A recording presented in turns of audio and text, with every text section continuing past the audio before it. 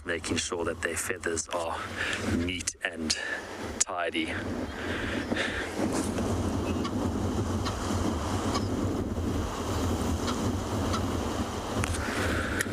It has been such a great time down here at Stony Point. From Igor and myself, we would love to thank all the viewers for watching and for all the lovely interactions that we experienced today. Have a fantastic day, everyone, and we will see you all tomorrow. Cheers.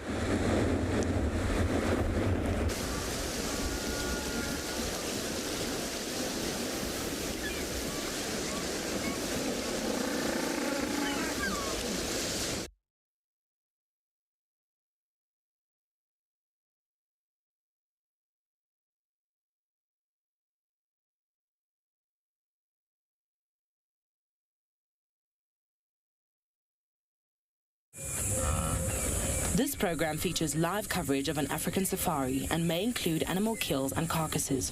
Viewer discretion is advised.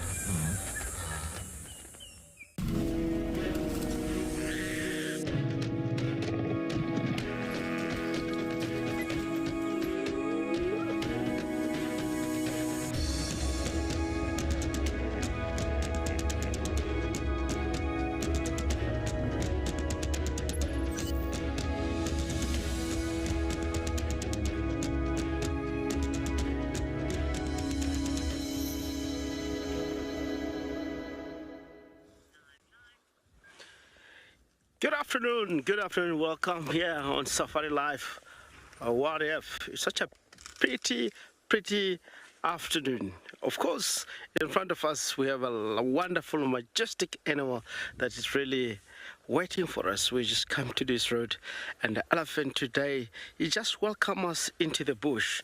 From myself, Rex, and of course, and Owen behind the camera, we are prepared to bring a lovely afternoon ride with us. It's a very special day today. We are going to talk about all different names of different species out in bush in Shangaan and other languages, of course, that are existing in South Africa. Of course, I don't want to be so much excited and forget that I have to remind everyone that join us for the afternoon. Please send your question, #WildEarth on Twitter. If you're under age of 18 years, please pop us an email on kidsquestion@wildearth.tv. Very important. Please don't forget to register on WildEarth website and head over to the channel page and submit your question there. We'd really love to read the questions and comments in the beginning of the afternoon. Today I have more energy. Of course, look at this Loxodonta africana. Beautiful name. This is an African elephant. It means there's other type of elephant existing in the planet. Yes, there's an Asian elephant. We all know that. An African elephant is the biggest elephant around. But especially if you look at this boy here, he's such a huge boy. If you look at the tusk, they're not in the same length. It might be one being disturbed, but of course, he holds a very good genetic tusk, as you can say it like that way, or healthy elephant that shows big tusker. The one on the right hand side, it tells that this elephant is very healthy. No doubt. If you look at himself, he's been in a wallow and carrying all the mud, and he does have, if you look at there on the trunk, it might be from fighting with one another. You'll see the gash there. When we get here earlier on, he was trying to scoop the sand and refill on the gash itself. Is how actually elephants get rid of the flies if they do have any wounds in the body system. In our Shangaan, we call this one Ndlovu. Ndlovu. Anyone will know that Ndlovu. Ndlovu is one of the words in Shangaan that highly recommended as a bigger structure in our society. That's raising in different cultures, you find different names associated with elephant, lion, all these sort of species that are out in nature. Ndlovu if you look at in our society how we live, a first woman that get married, African people, they used to marry more than one wife. The first was called Ndlovukazi. That means Ndlov, the biggest structure in a whole cabinet of the family, is the first wife that get married with a man or a father of that particular family. The first wife, it's called Ndlov. The second, as it goes, like that way. And why it's like that? It's just because Ndlov is a bigger structure in an ecosystem. And that woman, it's a matriarch. Really amazing. That's the reason they call it Ndlov. Apart of that, we know that, because the elephant is moving, I would like to reposition ourselves and get a better view of an elephant talking, and while observing on the elephant itself. It's a very interesting story that I like to share with you for the afternoon about the cultures.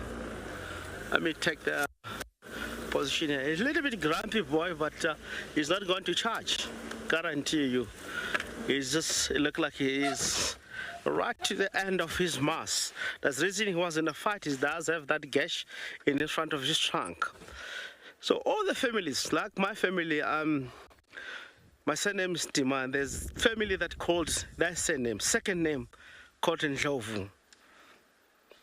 That family, the word Ndlovu, where it derived from, during Soshangana, on the war during those days, people who achieve better than all other members as soldiers, warriors, they were given names of big five animal. Even today, those names are still existing. As you find today, members of Shangan tribe, there is a family that call themselves elephant or Ndlovu, because they are in the biggest structure in the society during the time of 1900, where there was war. They were really repossessed a very strong position in the war. And that name derived from there as it go. People that kills more people than the others. That's the reason in our society, they refer you in Ndlovu. You're the biggest structure in the whole society. The chief of the area, it's called Ndlovu.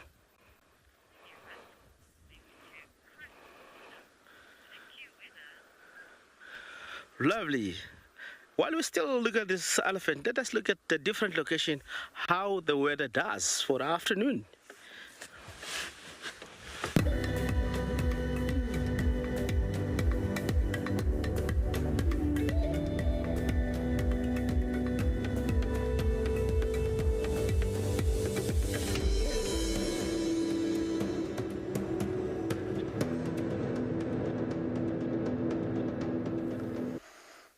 Well, it looks like it's going to be a nice and hot, sunny afternoon here at Djuma, at least.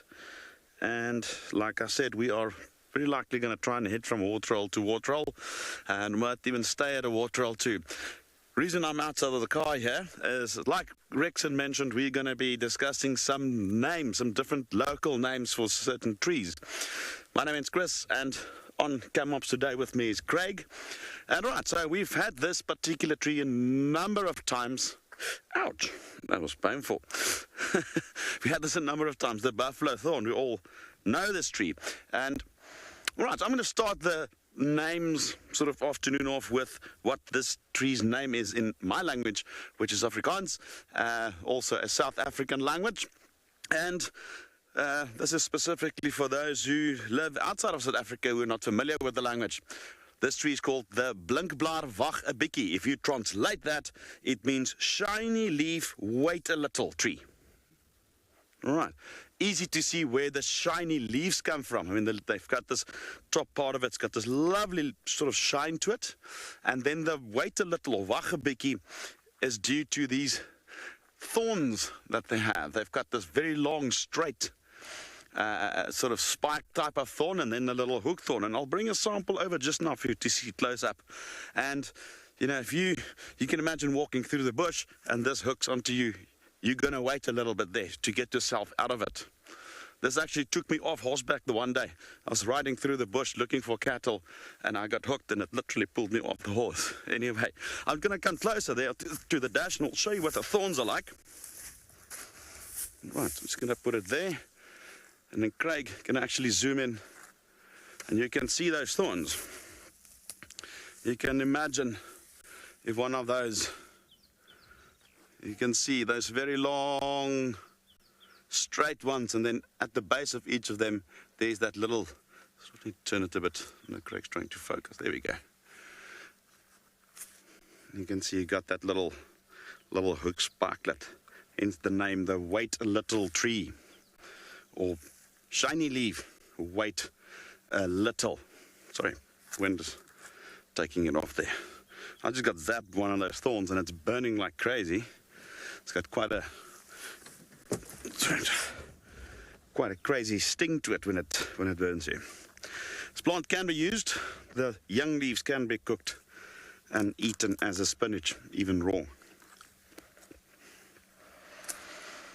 Nice, not too bad. Actually tastes like some sort of spinach. Right, we're going to be heading over to Buffelshoek Dam. So we're going to first start off there and see what's happening there. We know that there was quite a number of elephants there this morning. So let's give it a shot, shall we?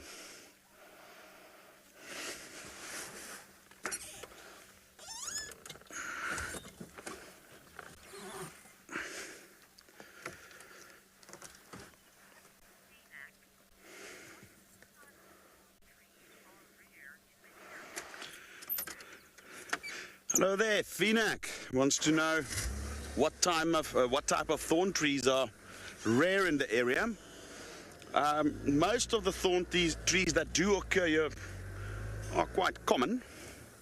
I'm just trying to think which will be a rare one that I've not seen here that I've seen elsewhere. Something like the flaky thorn. It's not that common in this spot. If I see one, I will definitely show you. But I have seen them in other parts of Kruger, but not here so much.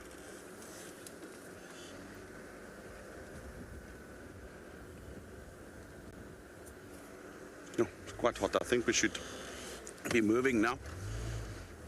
Just got that flavor of that young buffalo thorn leaf. It's almost like it's almost got a slight bitterness to it.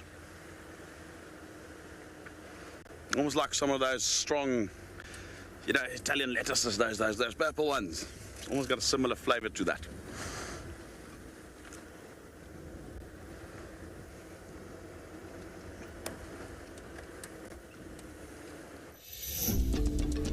Do you dream of traveling to a far-flung wilderness location where life continues as normal?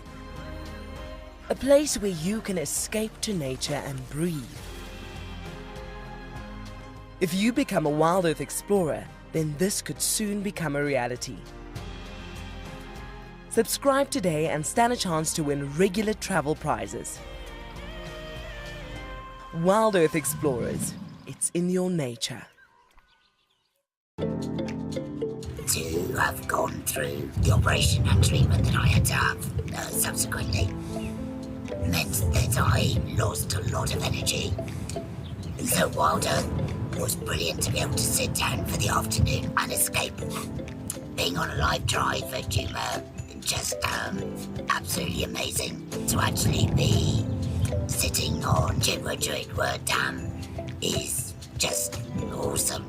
I look forward to seeing any of the animals. I think it's so nice to be able to see them in their natural habitat.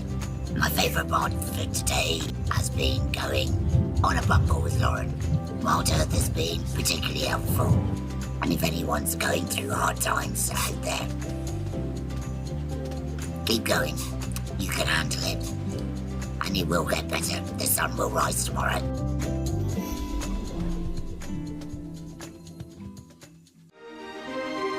Guys, just watch what's happening. See, watch the elephant, watch the lions. See, the first ones to run are the cubs.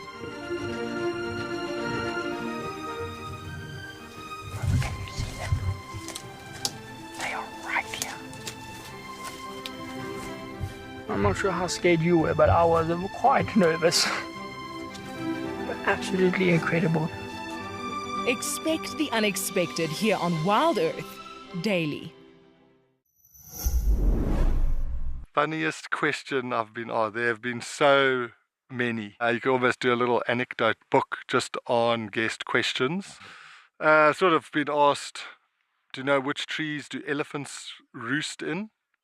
That's a tough question to answer with a straight face.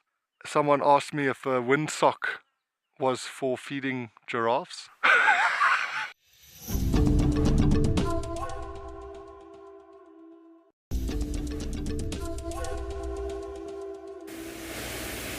Good afternoon, everyone.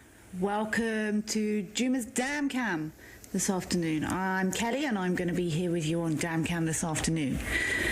So we're going to discuss some different languages this afternoon, I think. I think I may have drawn the short straw because I think certainly Chris and Rex are going to be doing their home languages, but I'm going to try and do some scientific names or some Latin, which is not my home language.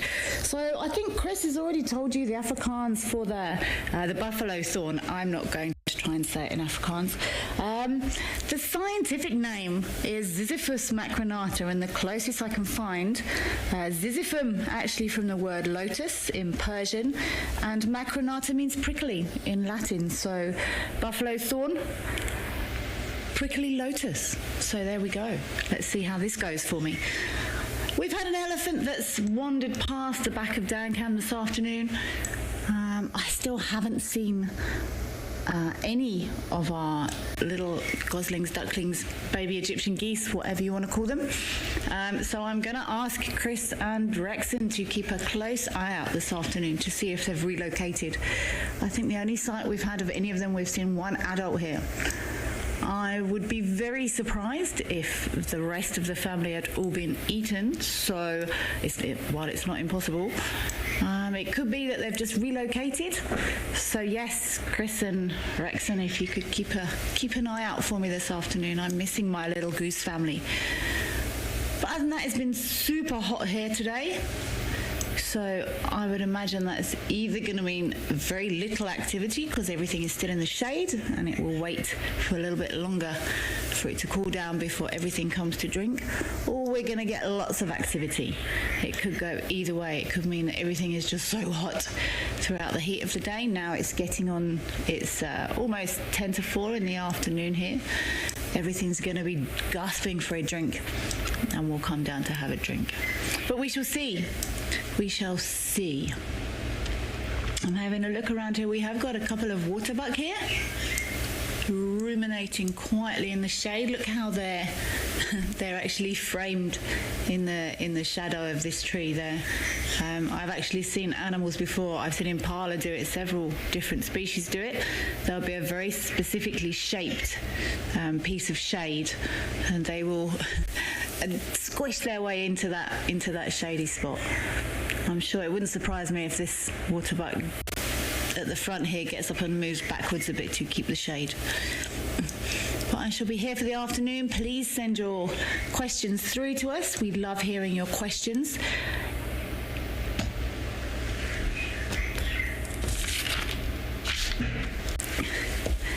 Desmond, I'm not sure this language game is going to be super fun because I've ended up with Latin.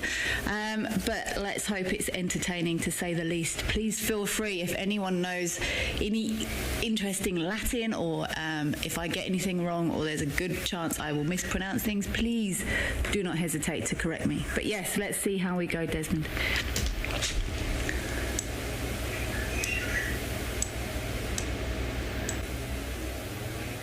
There was quite a few impala across the back in the open area here a little bit earlier. Are they all, is that impala in the shade there? That looks like the back end of an impala to me.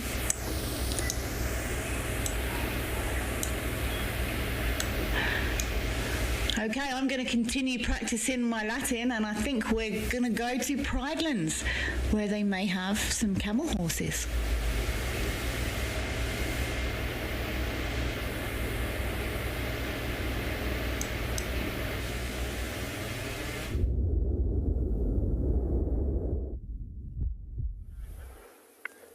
Good afternoon, viewers, and an extremely warm welcome to the Pridelands Game Reserve from myself. I'm Liam Burrow. I'm going to be your naturalist on safari this afternoon. Our highly skilled camera operator is Johan, and Sina is our backup guide for today. We are just sat here in this kind of wooded grassy area with a fairly varied group of giraffe, a number of young, quite a few females. I did see 1 or 2 bulls coming in. A very loose association. It's probably technically not quite correct to refer to it as a herd, since these associations are so fluid. There's nothing really permanent here. Even the relationship between mother and calf seems to be fairly loose at times. I've often seen a tiny newborn giraffe calf, well, tiny is all relative, about 6 foot tall, 2 meters, but still newborn, stood something like 700, 800 meters away from the cow. So, yeah, they seem to be fairly independent. But in the same breath, they are gregarious, so they do like to kind of mingle and associate with one another when times are good, when food is plentiful, and especially around water.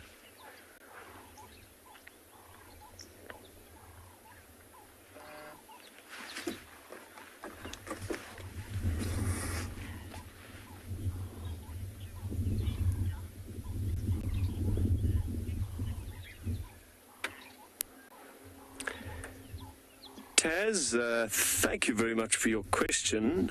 In regards to the length of time a giraffe can actually bend for, that's a very good question. And I don't have 100% a firm answer for you on that one, but let me explain. So a giraffe has got a phenomenal heart at the center of its circulatory system. The heart has evolved to be about the size of a basketball, so a seriously big organ. The left ventricle wall, the wall responsible for doing a lot of the pumping, is something like 7 centimeters thick.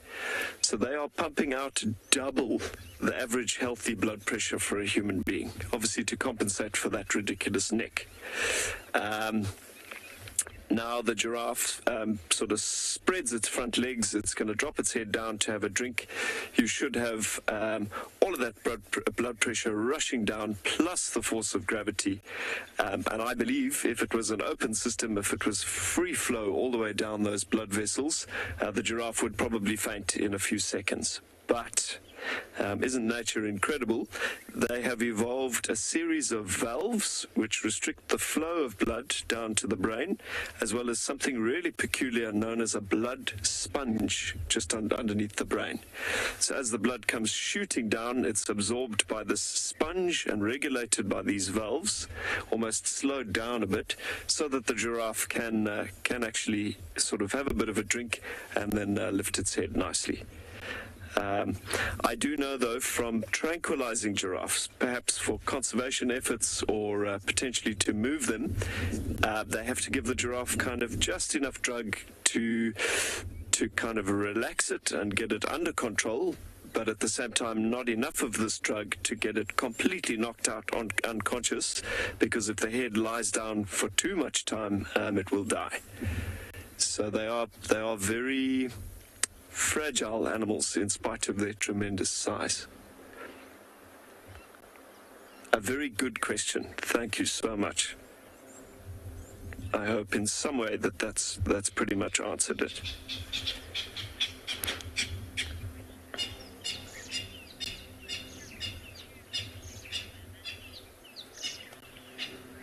Josh, another phenomenal question, and thank you for watching and opening up your mind to these lovely giraffes.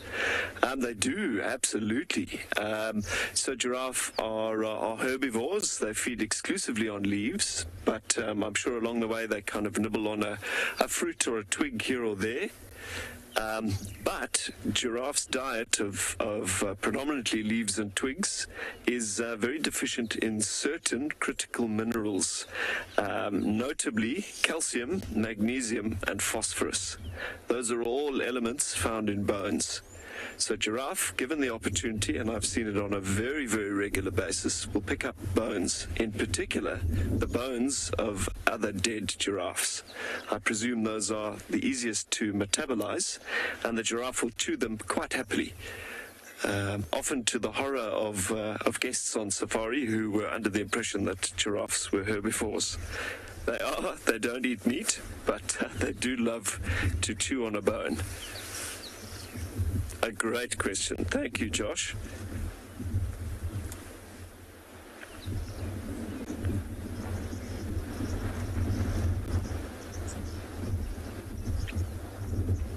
They are acacia browsing specialists. Most of the giraffe in this loose journey, that's the collective noun for a group of giraffe, a journey, are nibbling on acacia nigrescens, knobthorn trees, particularly gnarly trees with recurved, almost fishhook type thorns.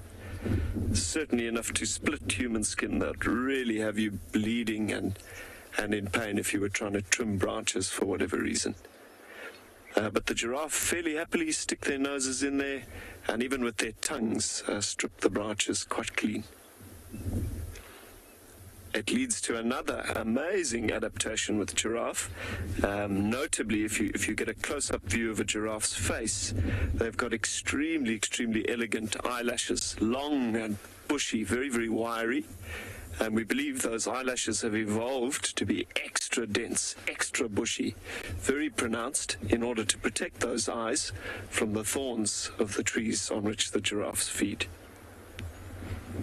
Nature is phenomenal. It always makes a plan.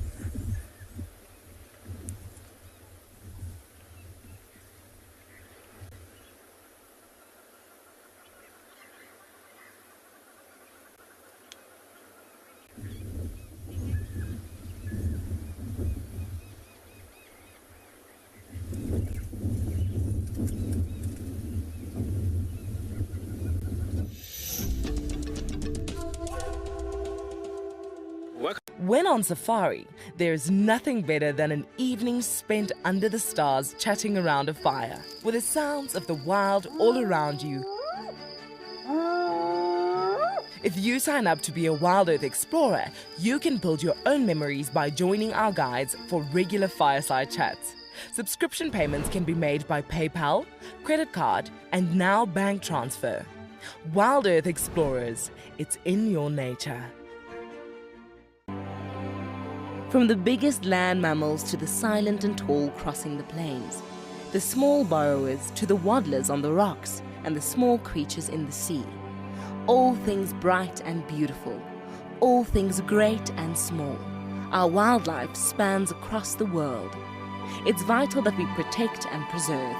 Join us in celebrating the wildest side of life this March as the 3rd marks World Wildlife Day. Guys, have a look at what we've got. This is better than my birthday. Look at that. This is the first time that I ever see cubs this small. This is so special. This has officially just become my best sighting of all times.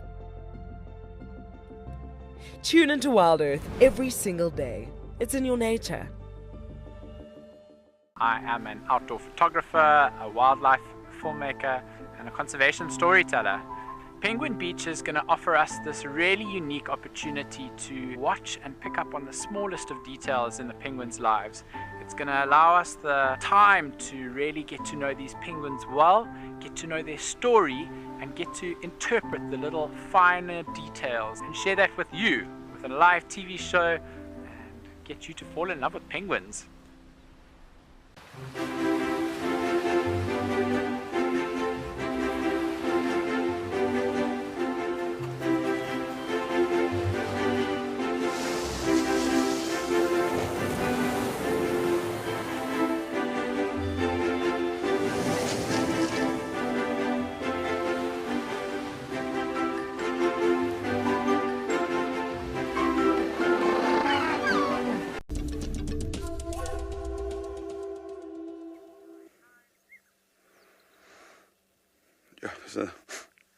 It's a sight that we need to appreciate, because soon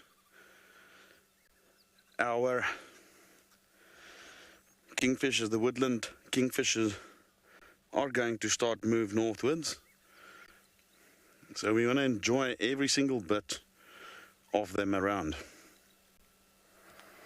Now what he's doing now, you'll see every now and then he darts into the water and comes up. Now, usually, there we go. Usually when kingfishers do that, it is when they look for food. All right, so the woodland kingfisher is not a fishing kingfisher. It's a land-based kingfisher that feeds on lizards and insects and small arthropods and so forth. And what it's doing there is it's cleaning himself. It's basically having a bath. Whereas a lot of the other kingfishers, when they do that, it's actually fishing. You can see even the drongos doing the same thing. Now, since we're on the language thing, the woodland kingfisher's name, I don't know the woodland kingfisher's name in the Shangaan or some of the other languages. In my language, it's a very simple translation of woodland kingfisher, bosveld visvanger, which literally means exactly the same. However, the fork-tailed drongo is called a mikstert bijenvanger, which means fork-tailed bee catcher, not bee eater, bee catcher. It's interesting how that's a very, very different name to the drongo.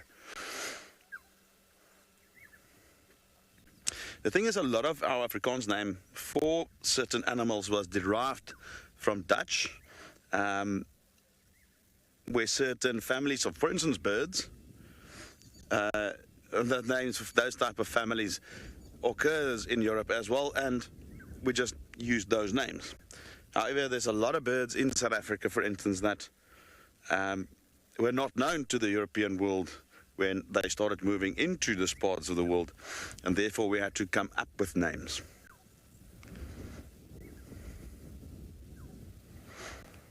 Often incorrectly referred to as the woodlands kingfisher, it's actually a woodland kingfisher. That is the correct name. Woodland, referring to its habitat preference.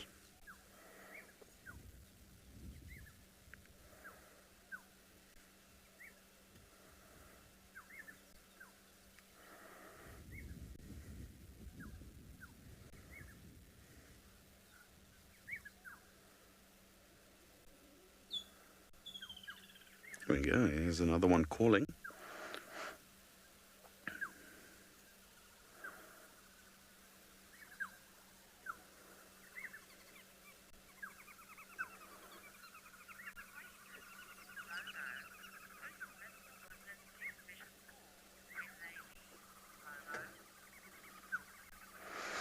Hi there, Momo. Asking if Mr. Woodland Kingfisher, what they call when they leave. They'll become less and less vocal in the run-up to them leaving. You tend to see roundabout, even now, you don't hear them as often as when they first arrive here in early summer, spring, early summer.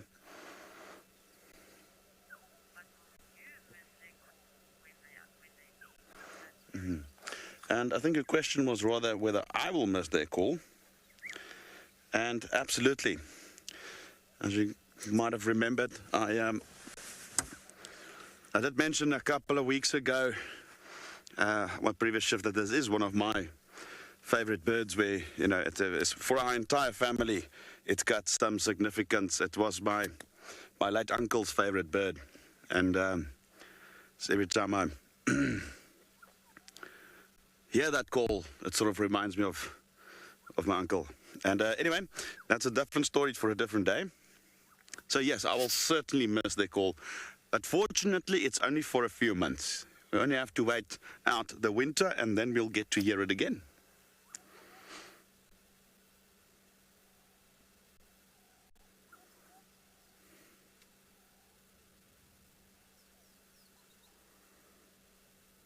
Such a striking bird, eh?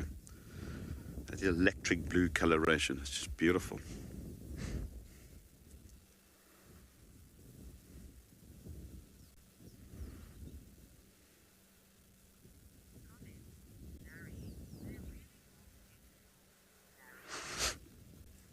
Good day, Larry. And you mentioned how beautiful they are. They are really beautiful. And you know what's quite interesting is that blue color that you see there. There is no blue coloration in those feathers. It's all an illusion. They only have brown pigment in those feathers, and it's just the way the feather is constructed. It basically scatters all the other wavelengths of light, and except the blue, and that is what we see. It's a scientific effect called scattering, or more specifically, Tyndall scattering, or Tyndall's scattering. So if you take that feather, if you could pluck one of them, and you put it flat onto your palm, and then the light will reflect off it, it will appear blue. The moment you pick it up and you let the light shine through it, there's no scattering, then the feather will appear brown, almost like magic.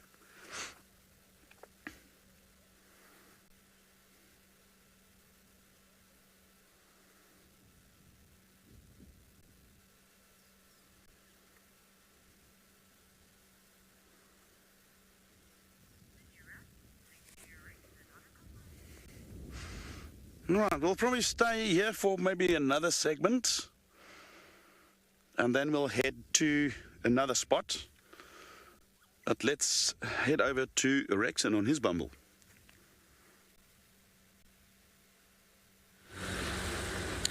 Welcome back from Chris of the woodland Kingfishers.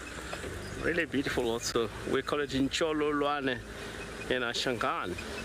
We are coming in the area where I promised FC from the beginning of the checkup that I will come in the area to investigate, of course, the activities of hyena, why the hyena were moving here.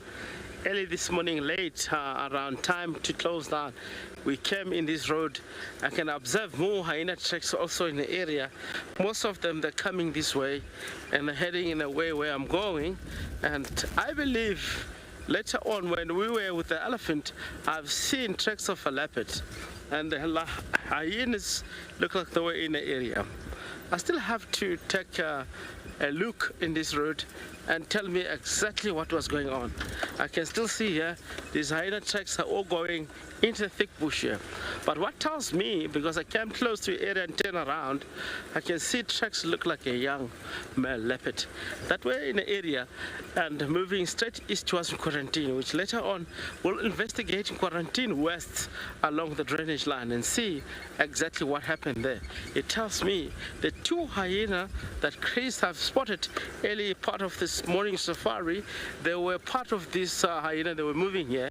It might happen that the young male leopard make a kill in the area and they really interfere. From right where we are, there's no tracks of the hyena. Look like they ended into the block to my left. So something that I was referring on, it might be what happened. They made a kill, and the hyena come in numbers, driven off the leopard and still on the kill. And finish on the kill, head down towards Tree House, and when Chris found them there, they were full bellies around the water, because once they're full or the diaphragm extended, what does, the really blood circulation, they start to speed very fast, they overheat, they need to cool down the body system from the hyenas. It's in the nature of the hyena, they do so. You might find them, if there's no clear water, you find them in a pool of mud, they can really go down, because it's really look like stressing quite a lot. Overheating, it's really a high demand from them. They have to cool down. This is what exactly happened here. We'll come back from the other side of the road. Maybe we might be lucky with the drag mark from a hyena leading out of the area. Maybe we see the leopard somewhere here. Or if a leopard regained the kill, it might be on top of the tree. And we can scan from here. Such amazing. It's about a week or two, it was hot.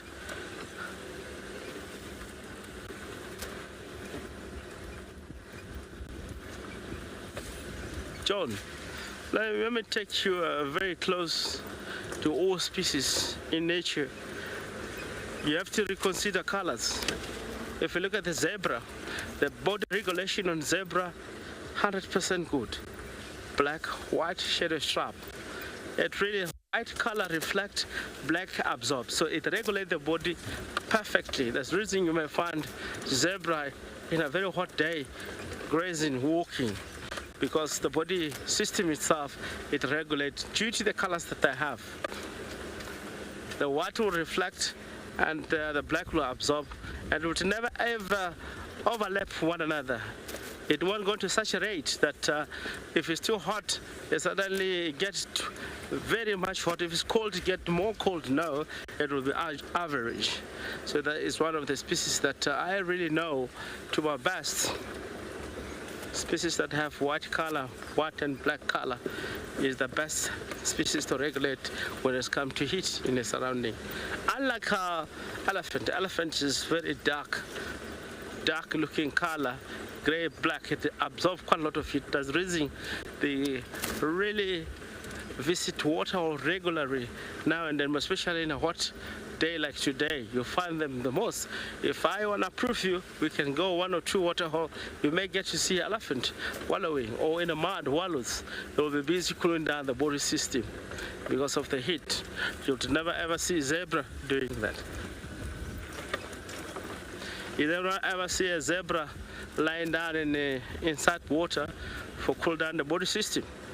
No, but if you look at buffalo, elephant, rhino, warthog, all those species can do that.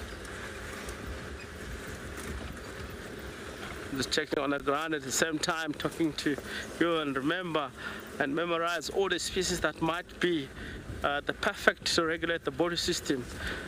Yes, I cannot find.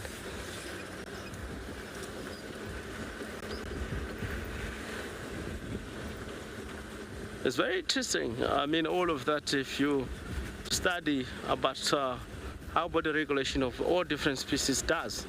If you look at the lions, look at the leopard, why they are also one of the species that overheat quite a lot because they don't have sweating gland. Of course, they have all the fur, they absorb the heat, and they are really suffer from heat.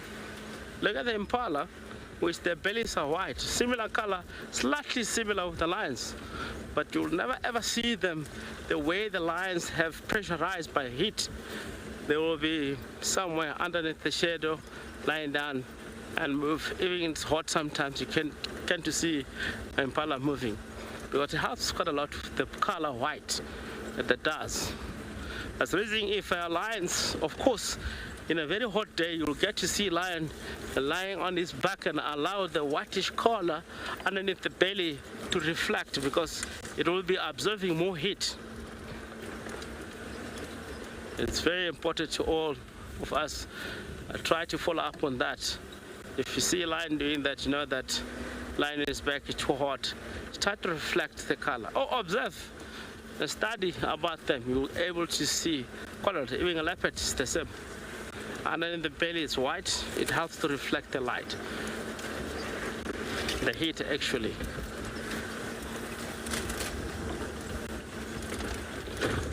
I'm in Makwakwa Road. This is a lovely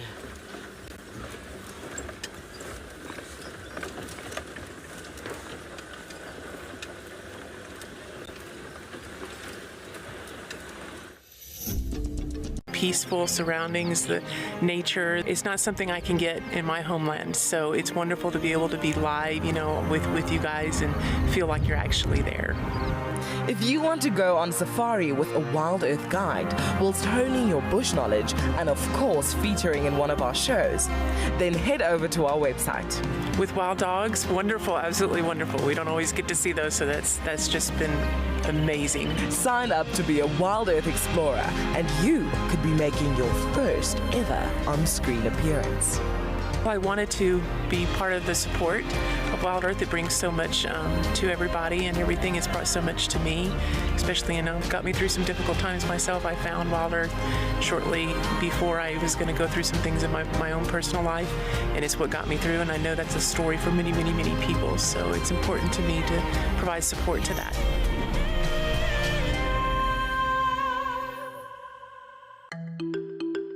This is Picky Plastic, and Picky Plastic is excited about the Global Recycling Day.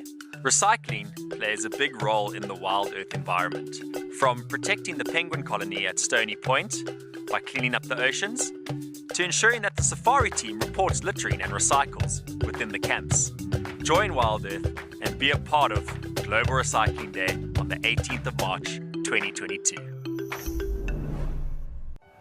This warthog is in big trouble. He's got elephants all around. What are you going to do there, big guy? What are you going to do? Oh, he's pretty brave though. Oh man, he's not even moving.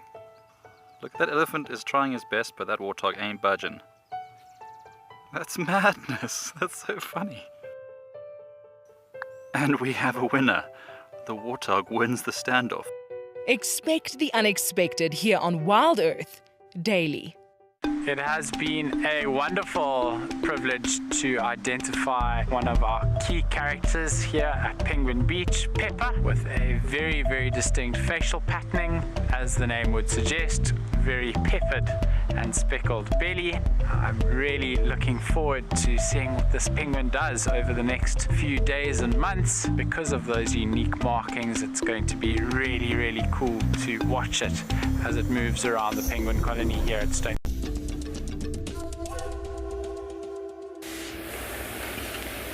So we are back at the dam cam and moving on. I think, everyone's been seeing such exciting things, but moving on from Liam's camel perd, Afrikaans, camel horse. The scientific name for giraffe is actually Camelopardus. So Giraffe Camelopardus. Camelo is camel, and pardus comes from the Greek word pardos, which is leopard. So a giraffe's scientific name literally means camel with a leopard because of its coloration. So that's super, super interesting. And the Camelopardus is also a constellation in the northern hemisphere, if anyone's interested. We've got some impala. We've also got some wildebeest that have turned up here. I was also thinking about Chris's woodland kingfisher, come from the halcyon family. The halcyons are all of the kingfishers, and Senegalius, so the woodlands kingfisher, Halcyon senegalius, meaning from Senegal, and they sometimes migrate as far north as Sudan, so Senegalius makes sense. I did actually know the woodlands kingfisher, just for the record. We've got our wildebeest here. Let's have a look around to see if anyone's come to drink. It does seem to be getting busy here, which tells me everything is hot, hot, hot.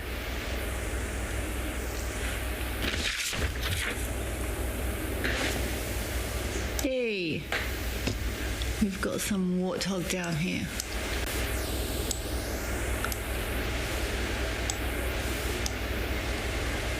A little family of warthog, it looks like. Let me just zoom here. Hey, they've been mud wallowing beautifully. They're absolutely covered in mud. Beautiful. So the scientific name for warthogs, in as we're going with the Latin this afternoon. Ooh, now I've got to say it. Pachyhurius africanus, and Africanus is obviously of Africa, and Pachyhurius is Pacos, meaning mole or wart, and Kyrios from the Greek, which is pig. So it basically means warty pig of Africa, which means complete sense. Let's have a look and see what these guys are looking at. I don't know what warthog are in Afrikaans at all, so maybe Chris can help us with that. Those warthog definitely just had a look up at something there. Oh, it's a more warthog. There we go. That answers that question. It's another little family come down. Is this a family? There's just the two of them here.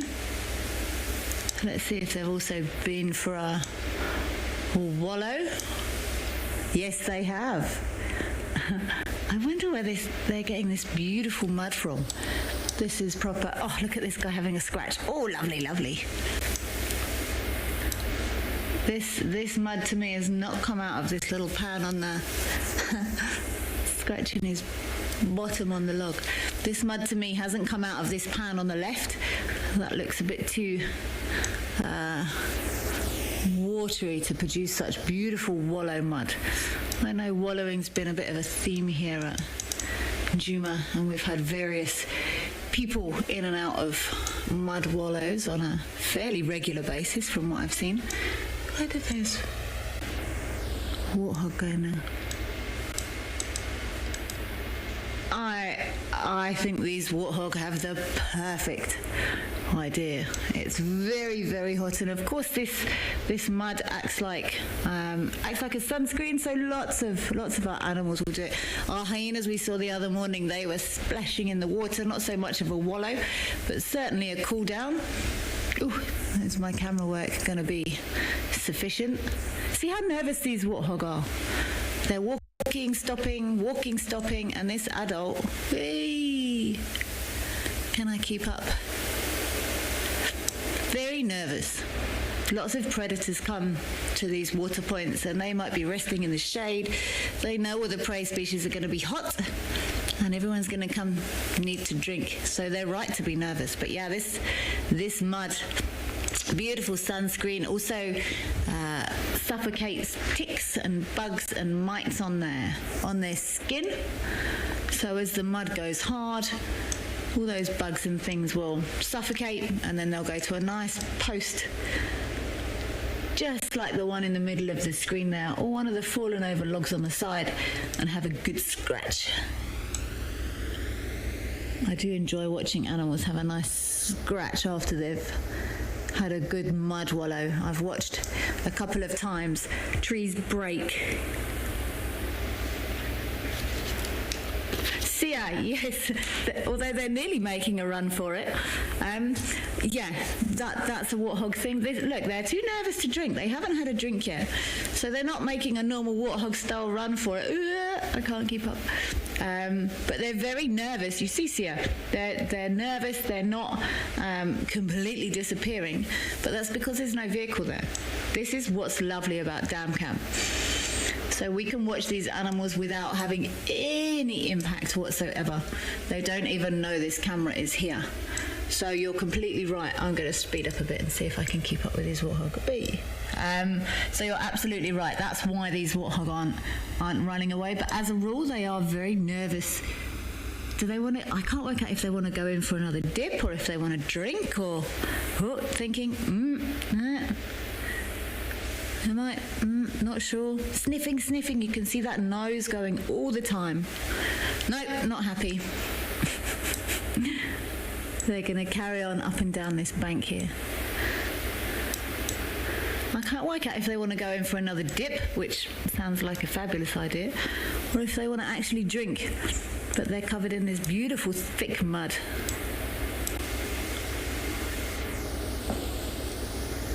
Oh. Hannah, good question. What is the survival rate of warthog babies in the area? I could lie and give you a percentage, but I don't tell lies. I'm going to guess. I'm going to say it's maybe 50-50, somewhere around there. It's not too bad. All I'm going on is the amount of warthog families I've seen and when I've been able to watch them grow up, and what I think about is how many. So if I see a mum with 3 babies and she ends up with 1, I'm just trying to think of percentages. It might even be lower than 50%, you know. I think it's about 50% of babies that won't make it due to predators. So I would say 50% of babies make it through their first year, somewhere around there. Lots of things will feed on warthog. They can't, you know, they're quick, but they're not as quick as, say, an impala, or obviously they're not as big, they haven't got horns, and while the adults have got those huge tusks, those warthog are still rolling around trying to decide. They haven't got those big horns like your kudu or your nyala, and while the adults do have those tusks, babies have got very little defense. They will go down burrows at night time, but I haven't seen it in the flesh, but I've seen clips. Lions will dig warthogs out of burrows, and when the adults go into the burrows, they reverse in, so they've got those dangerous looking tusks pointing outwards. But these young ones, I mean, leopard love a warthog. Some of the big eagles, they will also take baby warthog.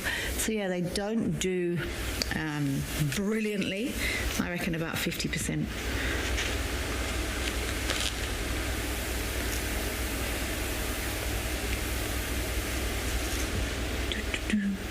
Right, I can't see those warthog anymore. I'm just trying to think of what other animals have cool names. I think I was looking at the Senegalius. There's lots of animals with the second part of their Latin name is Senegalius, which means of Senegal, and one of them is the bush babies. So the bush babies, there's lots of different bush babies. One is the Galago Senegalius and bush babies. And I think Chris might be able to give a very cool explanation of what the bush baby's name is in Afrikaans. It's always been one of my favourites. But let's have a look. We've still got warthog trying to make their minds up here, and they've gone back to feeding. So they've gone down on those calluses on their knees, or the sort of kind of their knees, and they're actually born with those calluses. Some people think that they develop as they get older, you know, like you would develop half elbows, but these babies are actually born with them. So we're going to try and keep an eye on our warthogs and see who else visits the dam this afternoon.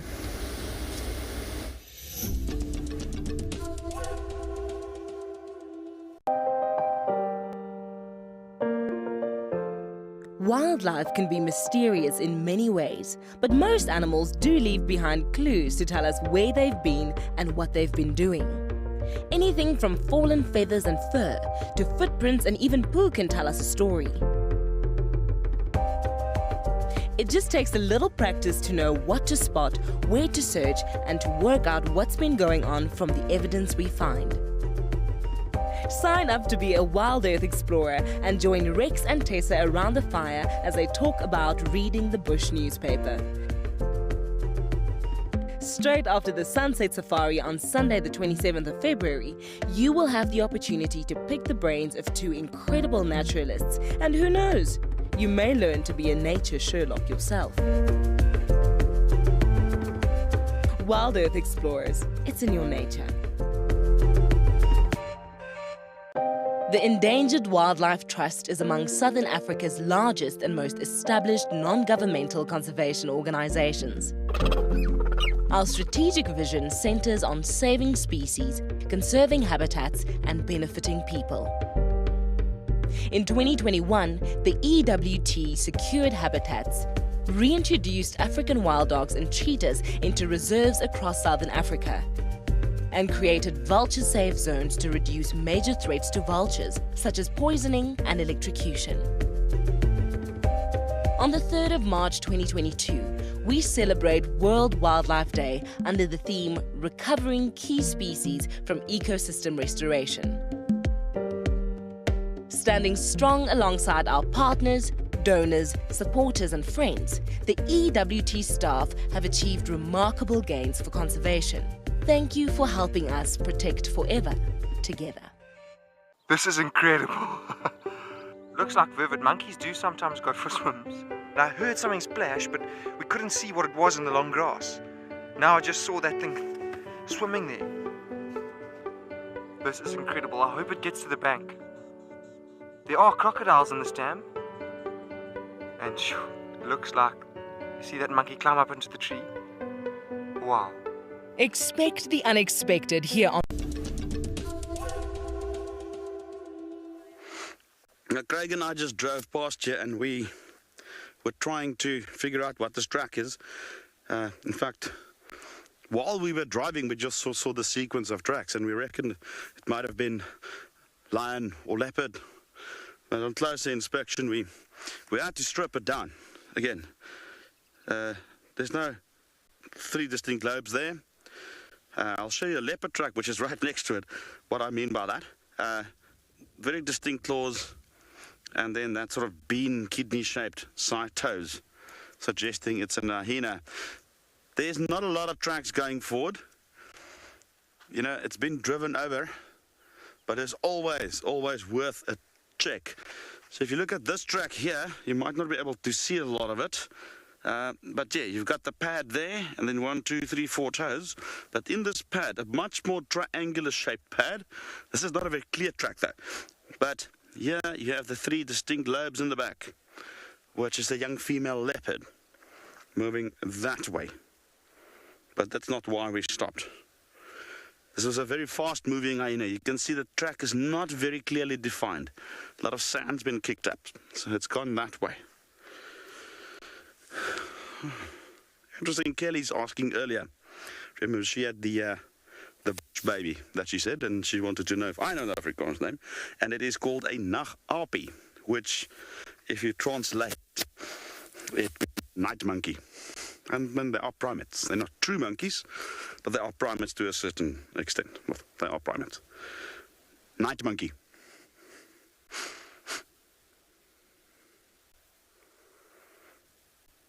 I'm going to check a little bit further down. I just want to make 100% sure that this is a hyena. But from the track we've got there, it certainly looks like it. Okay, now we can only go on that track, and I'm going to try and conclude it that it is in fact an hyena. I'm baffled by this leopard track though, because we note the lumber was seen this morning north of us.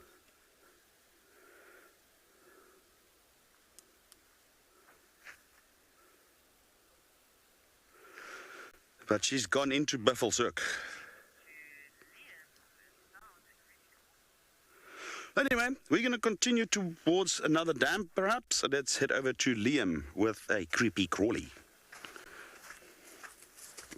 Now,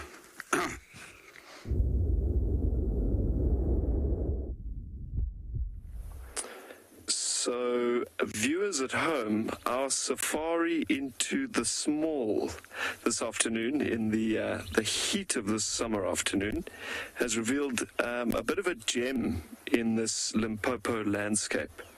What we've stumbled across is a large female garden orb spider.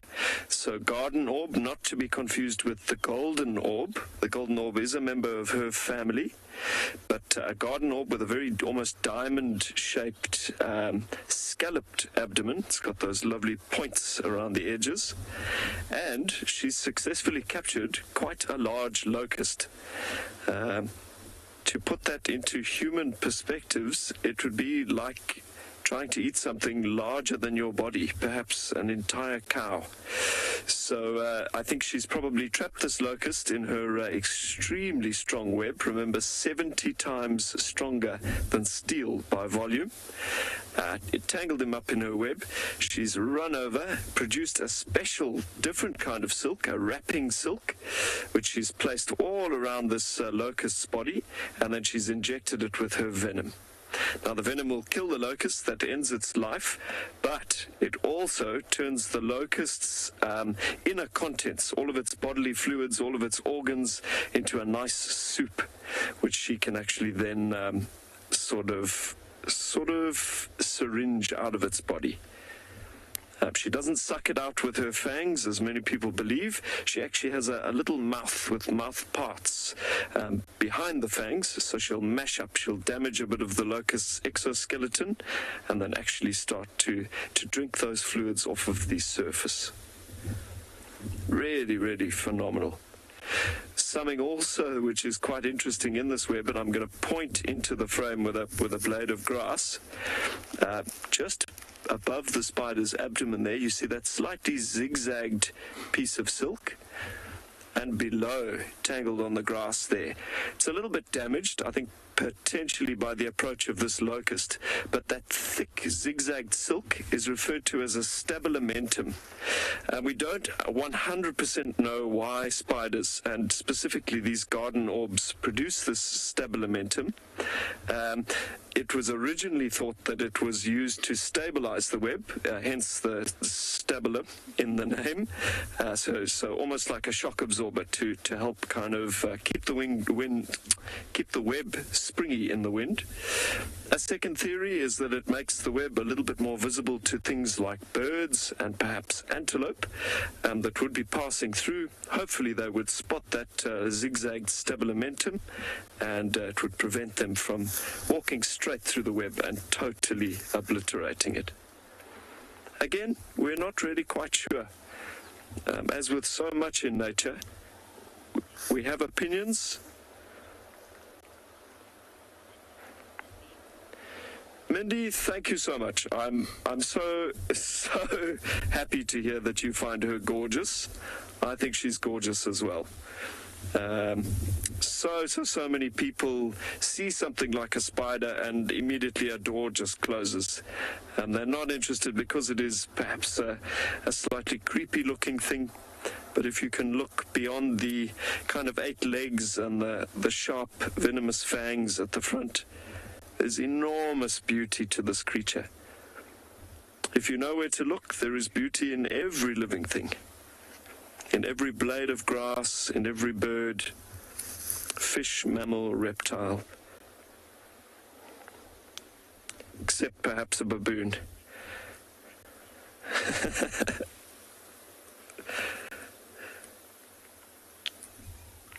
Well, we are going to keep an eye on this spider and see what happens with her locust soupy lunch. And we're probably going to head over to Rexon to see what feathered creature he has come across. Welcome back. We treehouse them. We did a stop here. You can see between the logs, you can see the blacksmith plover. This bird is called Ngelekele in Shangaan. A really amazing species. They really nest on the ground. And I've decided when I get here yesterday, I've seen the eggs on the ground and I put the logs. And that logs is a communication of all guides. They know that respect the area. It's very important for us, all of us, to respect that area, not to drive over the eggs. I'm going to take it close to the Ngelekele and see what actually the eggs look like. Ngelekele is derived from the sound that they make. It's the same as Afrikaans, kivet. It's all about the sound that they make. Afrikaans and Shangaan are similar when it comes to naming species of all different sort of animals that are out in the bush. I love Afrikaans naming for the African hoary hawk, or the African, not African hairy hawk, the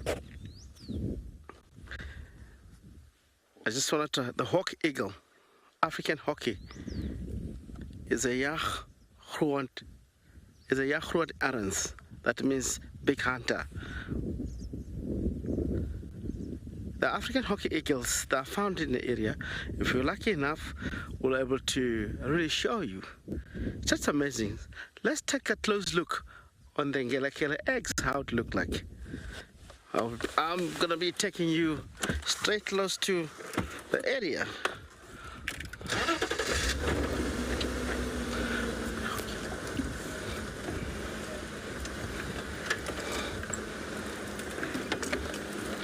Very much defensive. When it comes to the eggs, they're really much protective. How I spotted this area, there was sighting here of Marit, Shasha, breeding out of elephant. Elephant came in here and I spotted this boy. So I just opening the wings and start stopping the elephant not to get close to the eggs itself. You can see them very well camouflaging. I created this little bomber in order to communicate with everyone. Whoever's a guide know this. Will tell you down on the ground it's a nest, and we have to respect that.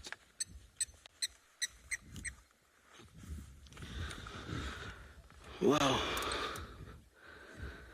Trying to check on the monitor. But the eggs, yes. You can see the eggs that have sprinkle on it, almost the color of the ground. You may associate the eggs with the rocks. The eggs in Shangaan call it matanza. Anyone that knows that you use this name, especially all the guides that have breakfast at the lodge. They normally know that because the Shangaan people are very good teachers. They teach the bush and teach all the language. All the guides, no matter black and white, different languages that they speak, you will end up joining the Sabi Sand, predominantly Shangaan speaking tribe. You will be able to speak their language because they are good teachers. Good trackers to follow animals and find, and also good teachers to really teach the language. Oh, lovely. Something very special, of course, with these species nesting on the ground. You see how exactly the other species, when they come into the area. Sorry, I don't have a sound. Something about protecting the eggs. Sorry, FC, I've lost question or comment there. I didn't able to hear.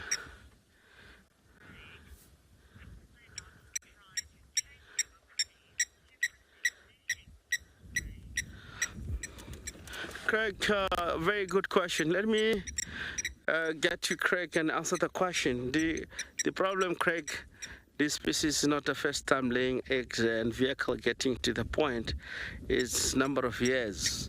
They know exactly that the vehicle, they have built a relationship with vehicle, they trust the vehicle.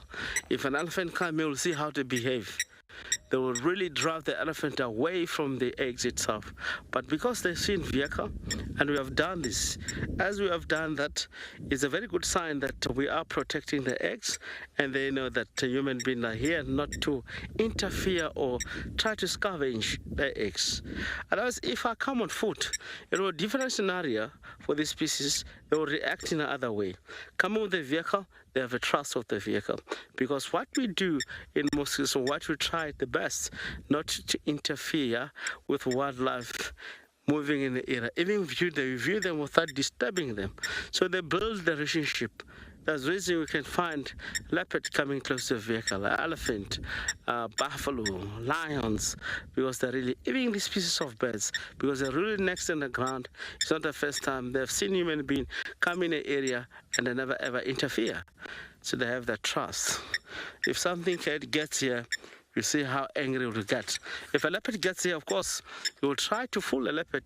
Similarly, as one of the wings is broken, it will be dragging the wing on the ground in order to attract the leopard to follow up on a bird that look like is disabled, cannot able to move by that time. And when you see that is have dragged the leopard for distance and the leopard show interest, if it's about 100 meters, it just flew off as there was nothing. And it's the way they protect the eggs. Look, dark white color. We're talking about body regulation of the all species. One of the species right here with white color, gray, black. Yes, well done. Well done, boy or girl. You are so beautiful. The question is to answer itself. Are you able to sit on our eggs while we are here?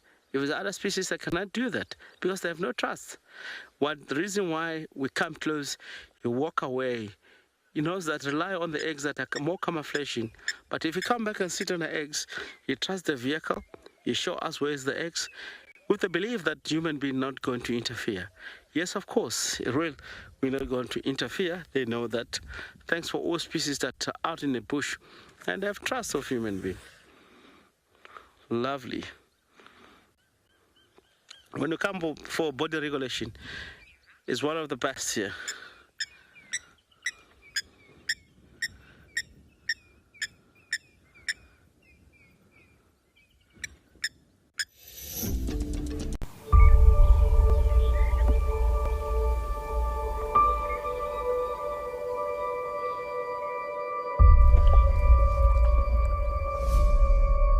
that. It's amazing.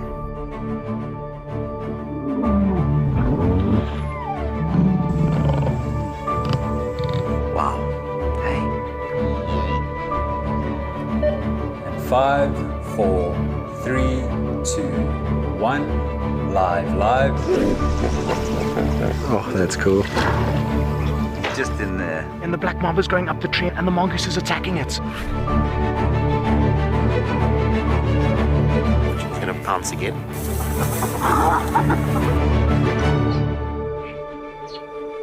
Sure, you can all agree with me. It's not a bad start to our Wednesday morning.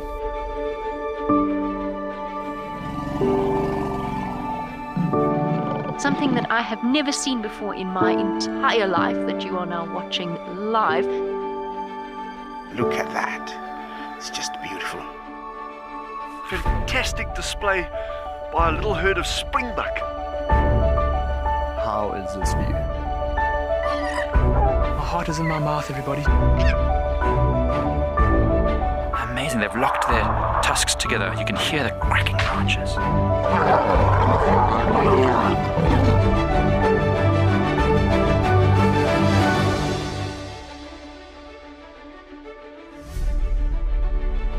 It is so incredible to spend this time so close to an African penguin, and it's completely unfazed by my presence whatsoever. How insane is that animal?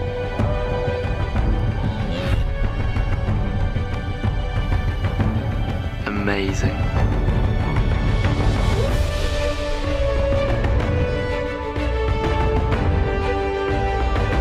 Hey. Awesome. It is fantastic to watch. Well, now we've got a tug of war between mom and daughter, look. I'm just at a loss for words. I mean, that's just incredible to see that.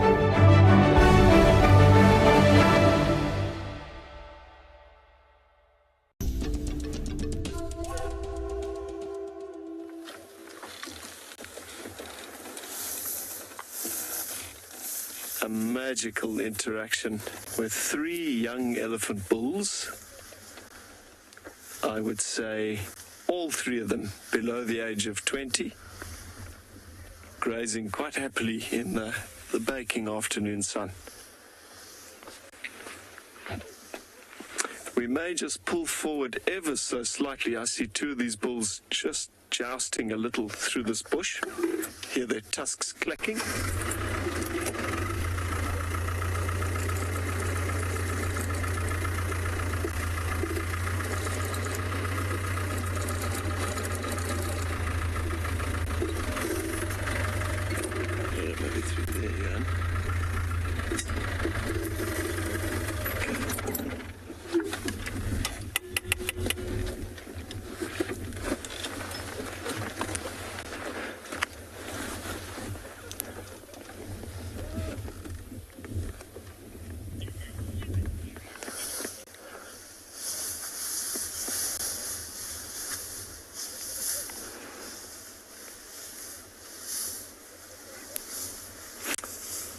MC, I think I missed the first half of that question. If you wouldn't mind just relaying it for me. Mark's question there, please.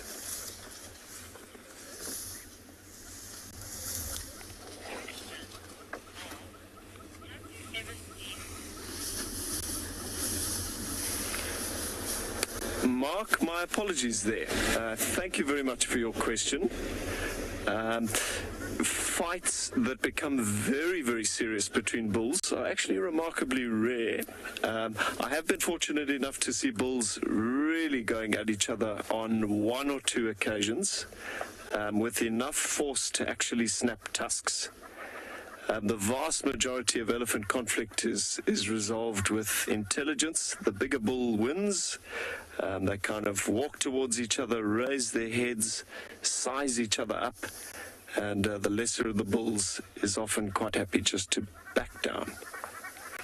But occasionally these battles get really out of control if bulls are very well matched, both of them in a state of must, kind of drunk on their own hormones.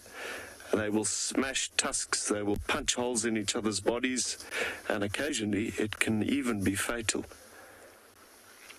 For these two, though, I think this is just roughhousing. They're just playing a bit rough. But essentially these wrestling matches will prepare them for days when the fights are real.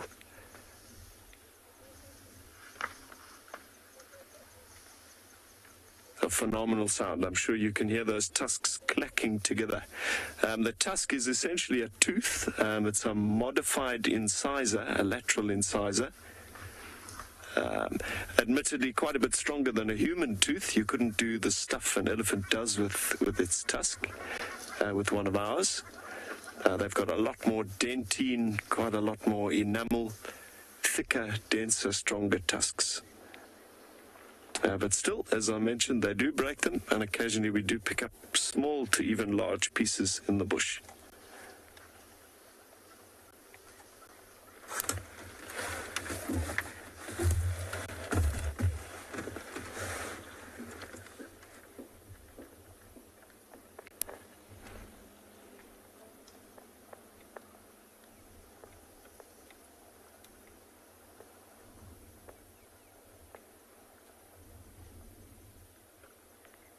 Ivory is a bit of a controversial substance in Africa.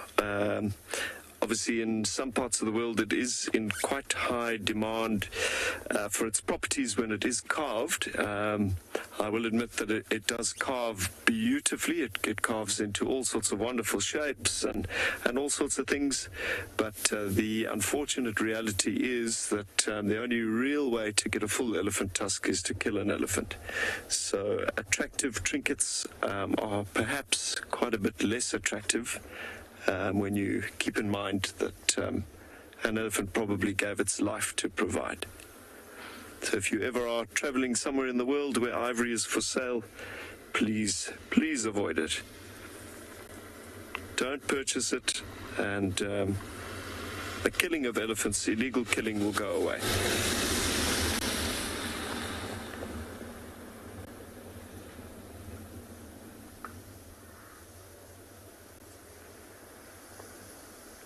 We're hopeful that this wrestling match will bring these bulls back over to our side. They have gone into a bit of a thick patch.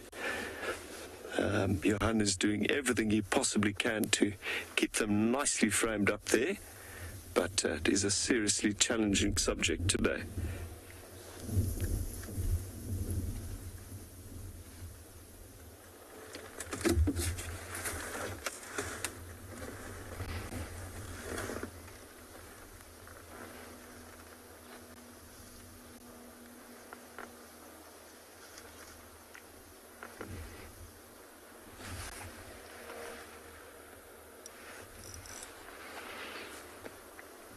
I've spoken once or twice over the last couple of days about the social organization of Male Elephant Society.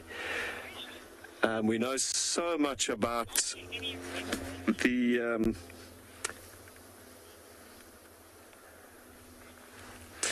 I'll just hold that thought for a second. An interesting question from JP with regards to the difference in size between male and female elephants. JP, you've asked, have I ever known of a male elephant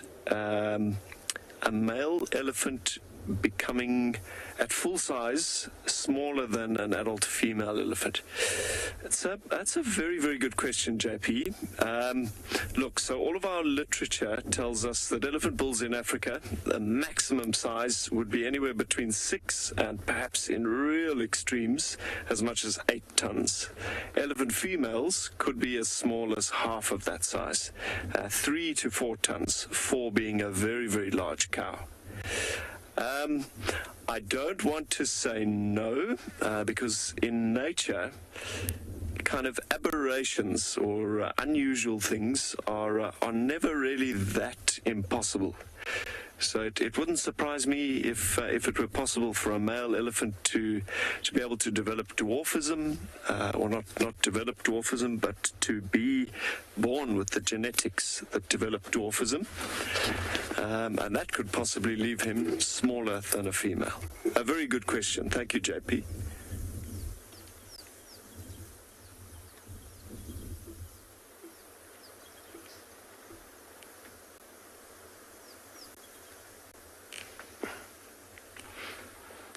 So these bulls, I think, have left us. We will probably leave them to their rough housing this afternoon. And I think carry on with our mission, now that it's cooling down, to sniff out some more large species.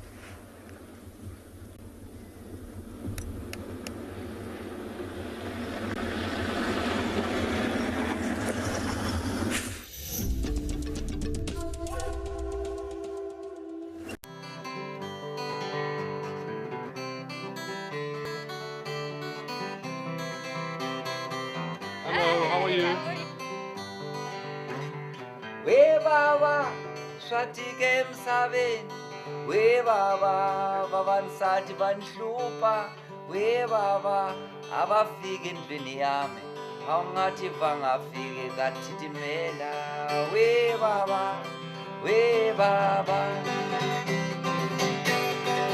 How's it do? Was a Friday, my darling. Was a Friday. This is that one, I don't know if you've seen guys make soap out of the leaves.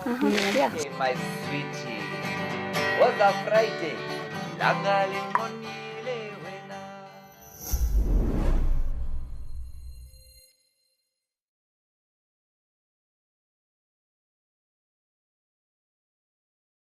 Pangolin, known as the respected, wise old man of the African bush, is said to be a symbol of good luck and the bringer of rain. 8 species of pangolins are found worldwide, of which 4 occur in Africa. This mysterious creature is now the most poached animal on our planet. The African Pangolin Working Group will strive towards the conservation and protection of the African pangolin species and the habitat they live in.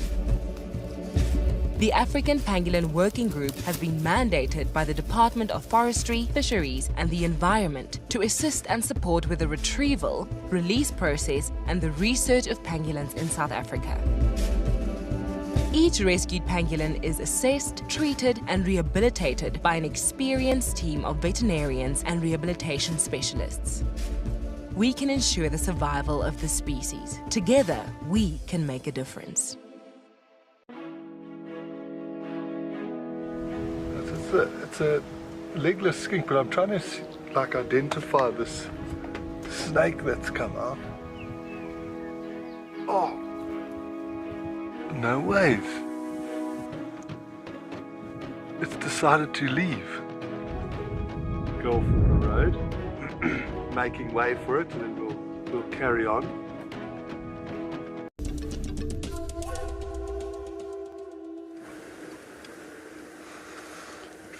Flies. Right, we're still en route to Djuma Dam. Just sort of checking out these open areas around the airstrip. You know, remember last time Greg and I was there, we saw that couple of big kudu bulls. We saw lots of impala out here. Nothing at the moment. Just going to take a nice little loop around, and then we'll probably end up at the dam, which is right there. Maybe spend a bit of time there. How about that? See if there's any animals with funny names.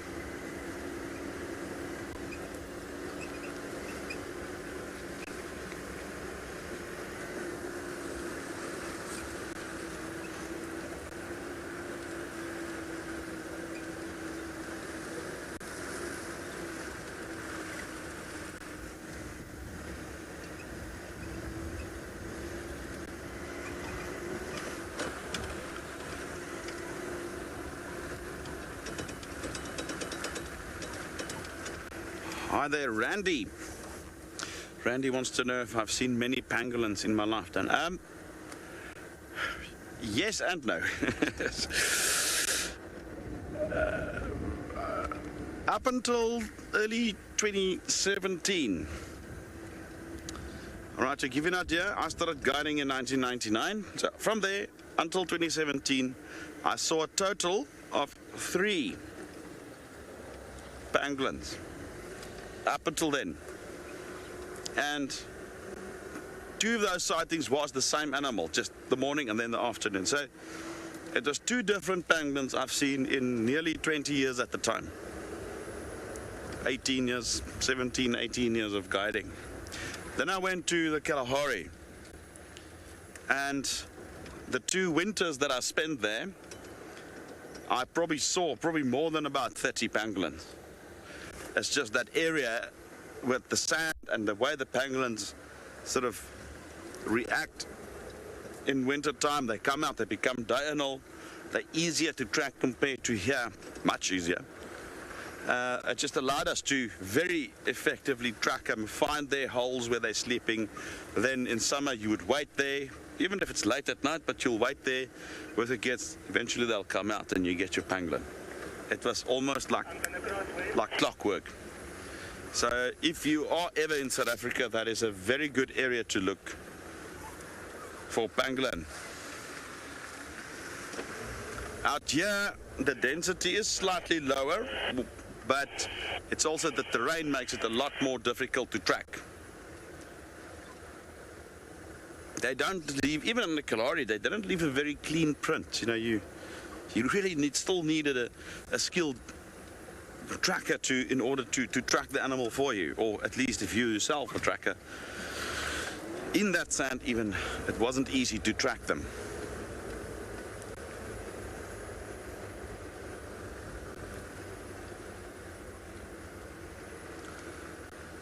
So prior to my involvement in the Kalahari, saw very few pangolins. And since, I've not seen one. So definitely the prime area for things like that.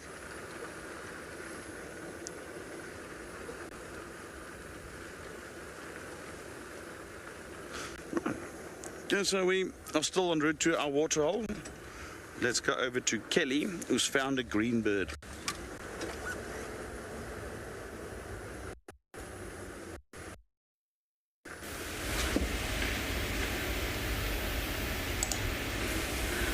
And look who I've just found. I love these birds. They're brown-headed parrots, and we don't see them. They're around, we hear them quite often, but it's not often you get nice views of them, because they often don't sit out in the open like this. They're normally in fairly leafy trees, so I hear them often. But this is a beautiful view of this little brown-headed parrot. And there was this sticky outy bit on the left of this tree, this parrot that's in the top left of your screen. There, look, there's another one. You see the tail there? These parrots are actually monogamous, so they stick together, and they do. Rough laying dates of these parrots is actually April, May. So the laying season isn't that far away. So I'm wondering if these parrots are actually investigating a hole in this tree to make their nest, because that is where they nest, which is very exciting. If we had a pair of brown-headed parrots on our, where are you going? On our dam cam. The second part of the scientific name for these parrots is actually Cryptoxanthus, which means hidden yellow, which refers to, I don't know if you saw that as that parrot took off, they've actually got quite pretty yellow under their wings, which you can't see unless they take off. And I do find it fascinating, some of these Greek and Latin names that actually have very interesting meanings. So hidden yellow, Cryptoxanthus, hidden yellow. But these birds have been scratching around in here for a while now. Ella, yes, these birds are very pretty. And like I said, where's it gone? You don't often get a good view of them because they're normally in very, it's gone now. There we are. They're normally in quite leafy trees, so you don't get an opportunity to see, as you say, Ella, that beautiful green on their bellies. They're investigating this tree big time. Look how they're using their beak, using his beak, and I don't know, the female is slightly smaller than the male, but there's not a particularly high level of sexual dimorphism, so it's not easy to see who is who. So I'm just going to use generic parrot terminology. Walking up the tree, using its beak, using its feet to climb. I would love to see what's on the other side of that tree there. Maybe I must sneak out sometime and investigate. But to me, these parrots definitely look like they're investigating a nest site. Beautiful colours. There's a couple of different species of parrot in South Africa, but this is the only one that's found in this specific area. They've actually changed the names of a couple of the parrots again, but they're quite small. They're not big parrots, you know, like the big African greys you would think of that are not found here. They're found in other parts of Africa, but they're small. Just little small parrots, very distinctive sound. A typical parrot sort of squawking. I'm not going down the route of bird impressions again today.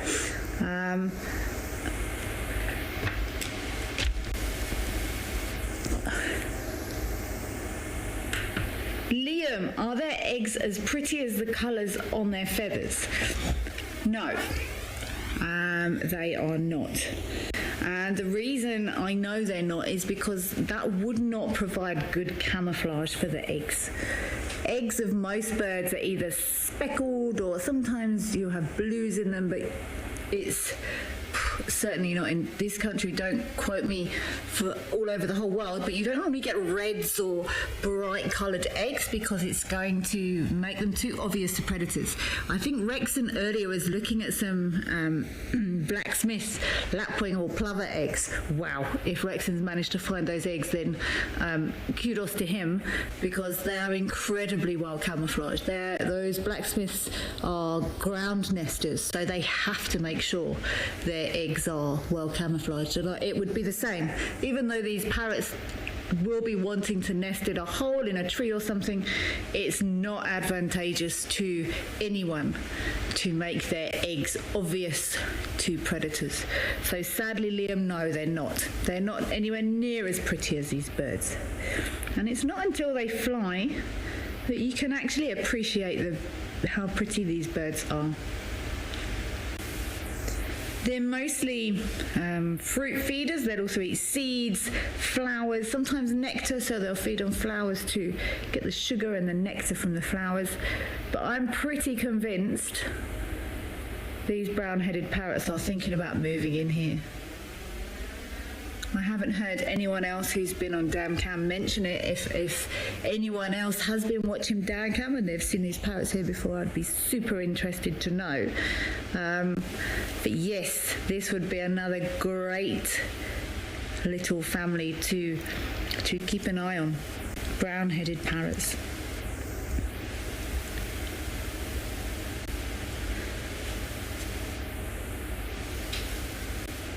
Let's see if we can't. No, I can't get in any closer.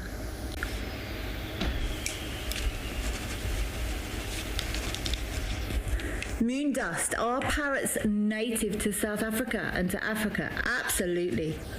They very much are native. I'm not going to tell you how many different species of parrots there are in Africa, but certainly in South Africa, let me think, there's 3, 5 or 6 species native to southern Africa. They're brown-headed or brown-necked. Brown-headed is one endemic to this area. There's a brown-necked parrot, which confused me because they're now called brown-necked parrots, but they used to be called grey-headed parrots. Of course, they were only found in quite far north areas of South Africa. Cape parrot, the clue's in its name, it's down on the sort of southeastern side of South Africa. Mayor's parrot is another parrot I have seen, but more in the sort of north, along the northern edge and further north of South Africa, and also your Reptile's parrot, which doesn't really turn up in South Africa, but is more over to the coast, just north So yes, long story short, they are endemic to South Africa, and certainly Africa.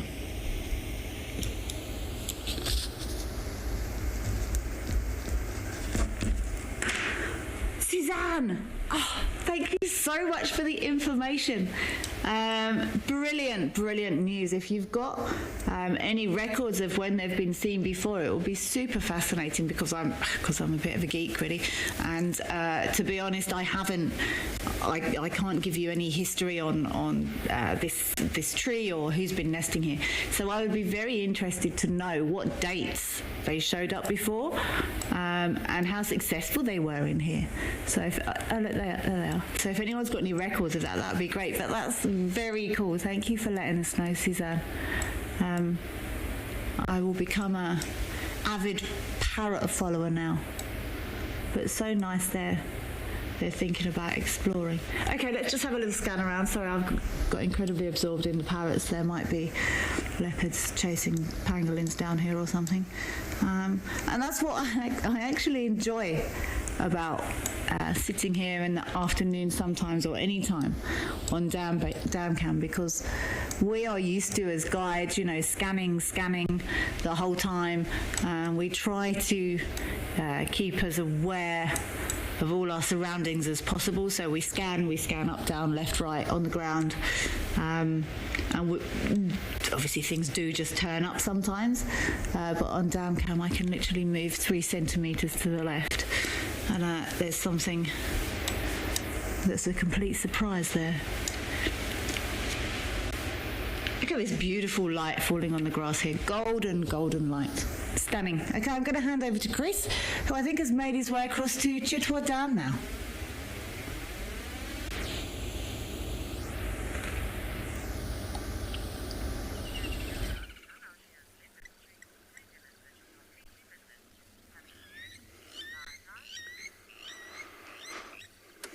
A bird that needs no introduction. I mean, every time we come to Chitwa Dam, we put the greater Jacana, on show. But always nice to watch. Very pretty bird, obviously. But since our little central theme today is the names of animals in local languages. And again, my language, it's got a funny name for this one, and I will translate it. It's called a groot lang toon.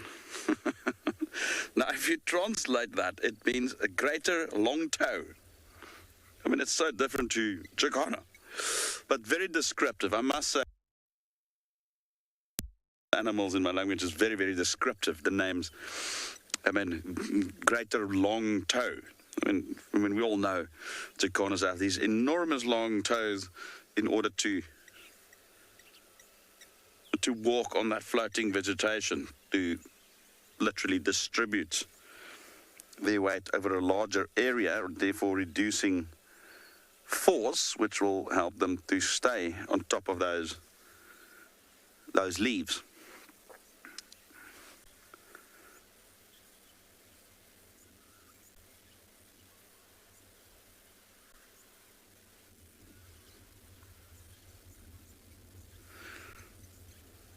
There's quite a bit happening, and we'll bring it to you just now. We'll scan around a little later.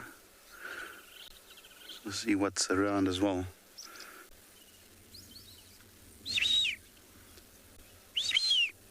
Where are those ducks?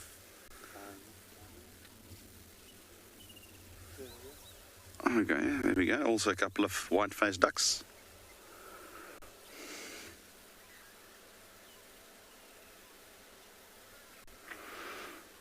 My language called a nonnetjie eend, which doesn't have a particular translation. Eend is duck. But I've seen that, for instance, barn owls also has that white face, and we refer to barn owls as well as a nonnetjie owl. Nonnetjie owl. Owl is an owl. So it seems like the nonnetjie, that must be something that came from the original Dutch, in reference to something that's got like a white face, perhaps.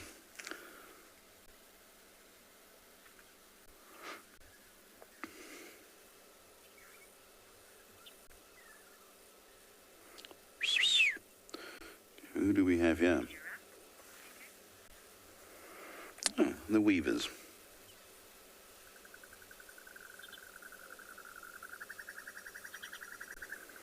Red-billed buffalo weaver.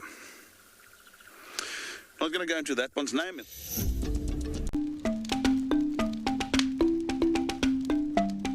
Nothing beats sitting around a campfire at night whilst on safari, listening to the calls of the wild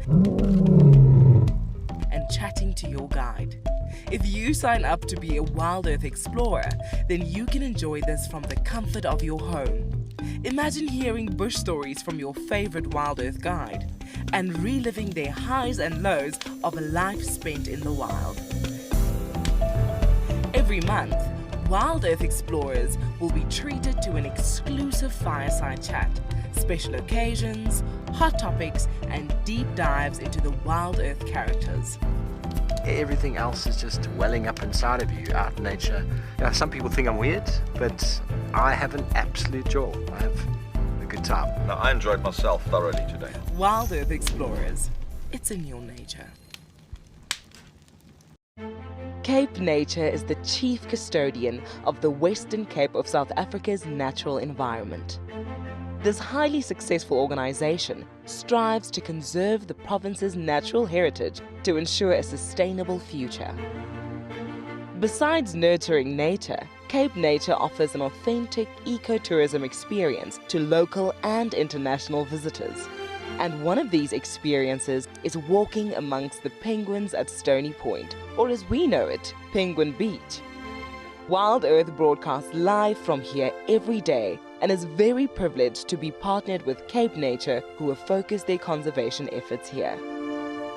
If you want to visit these iconic black and white African penguins for yourself, then head over to our website to find out more. Cape Nature. Conserve, explore, experience.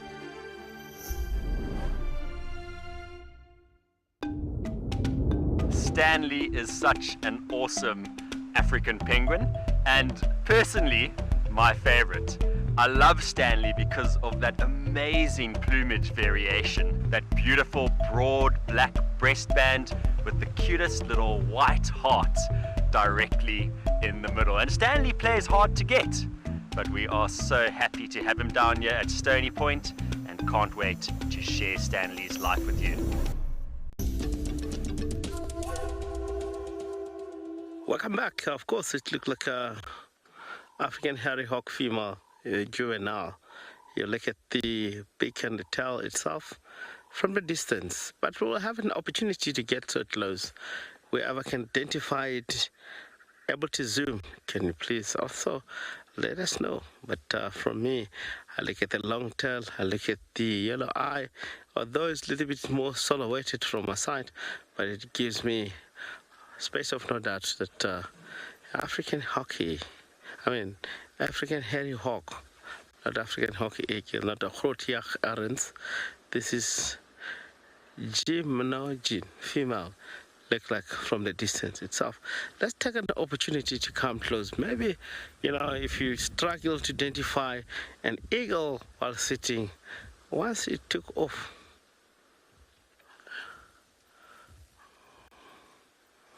wow, my mistake. You see that it's a tawny eagle, a juvenile tawny.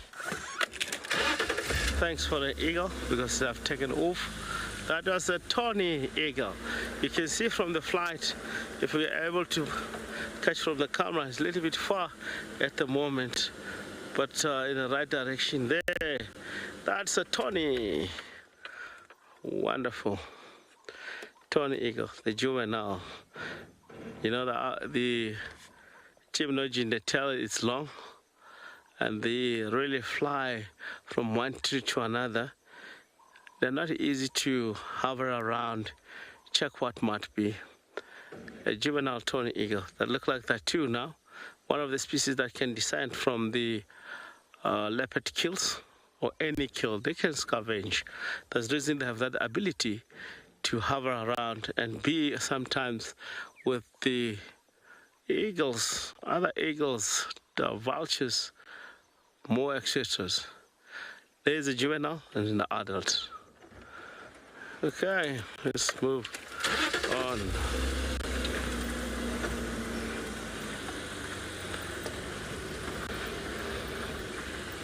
I'm checking one of the road called Guaripan.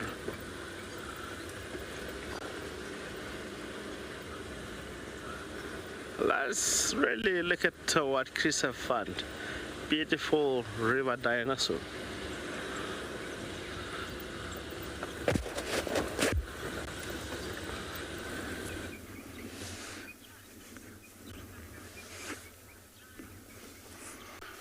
Wow, an almost exact repeat of our afternoon the other day. And it appears to be the very same crocodile. The smaller one that we saw the other day. In almost the exact spot.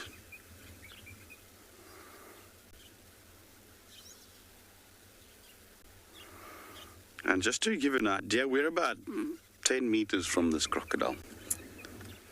Literally 10 meters. You can see how close.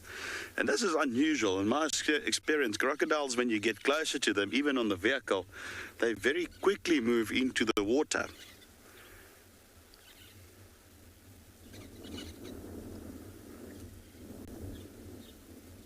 I'm sure if I were to get out here, he will move when he sees that human figure. He will definitely move back to the water. But not that I'm going to do that. You know, I don't want to disturb his little sun session.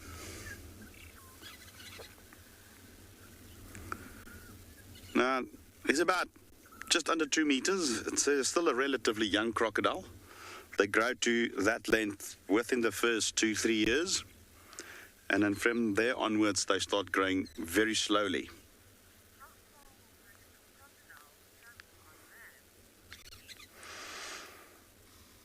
Hi there, Benny.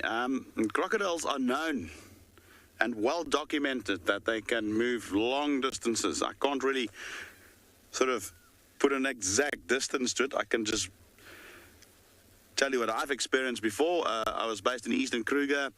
I did a bushwalk the one winter with the guests, and we were between two rivers, the Gudzani River and the Nwaneti River, and both dried up.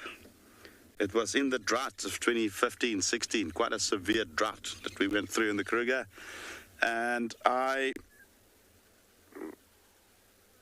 walked between the two rivers, sort of zigzag, and they were about 5 kilometers apart.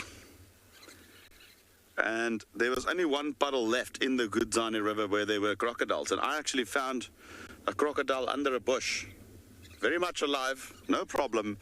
And we were at least about 4 or 5 kilometers away from the closest water source. So they do move from pond to pond.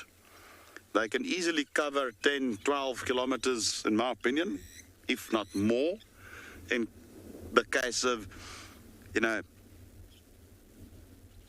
a drought or something like that, where they will need to move to water because that's where they get food. They cannot hunt on land. They will scavenge on land. I've seen them steal food from leopards and lions, but that is not enough to keep sustaining them. They need to get to water where they can catch animals, more specifically catfish, which is the bulk of their diet, really. But they move. Unlike hippo, their skin can be out of the water for much longer. Right, we've got some elephants coming in to drink, and I believe there's a hippo somewhere behind them as well, which I can't see now. I did see a hippo walking around there.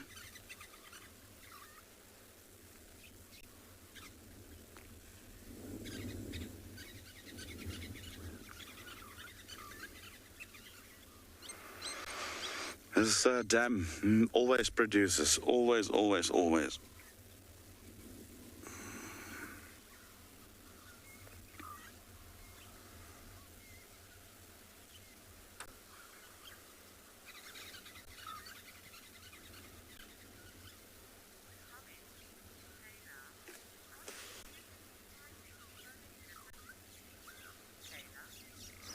Hi, Kayla. And Kayla mentioned to us, it's such a beautiful sighting with so many species. Yo, Kayla, we haven't even got everything around here. There's so many birds around. If we can just get them to stop so we can frame them up. Yes, we've got the crocodile. There's hippo around in the water. The Jacana we saw earlier. There's those duck and geese that were flying over us.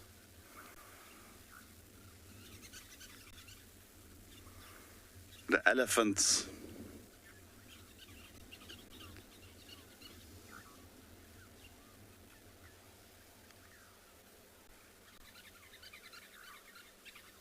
Yes, it's truly, truly a lovely little scene, this.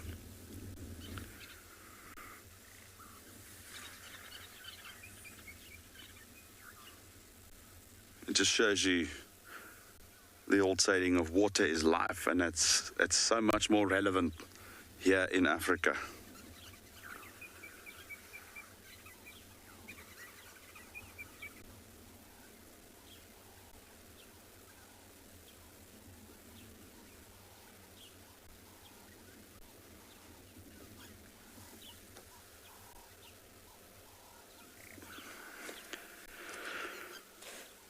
Just amazed at the amount of elephants around at the moment. There's not a single day where we do not see them at least once on a drive, you know. They're just everywhere.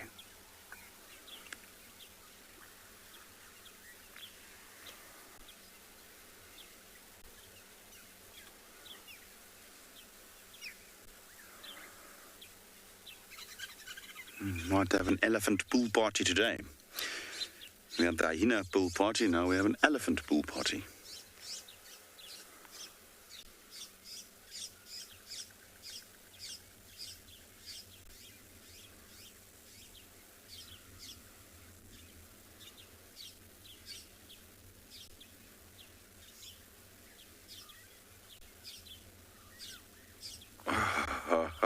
Look at that. There's our elephant pool party. Sorry, guys.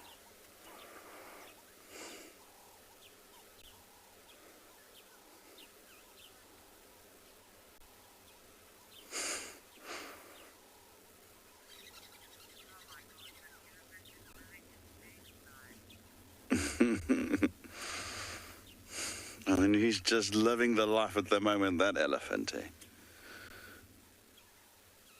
I tell you,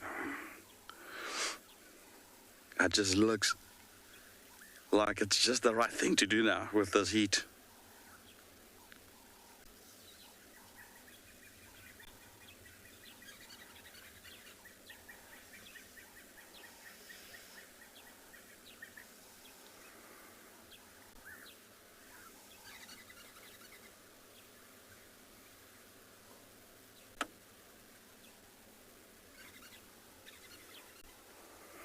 And now his buddy's joining him.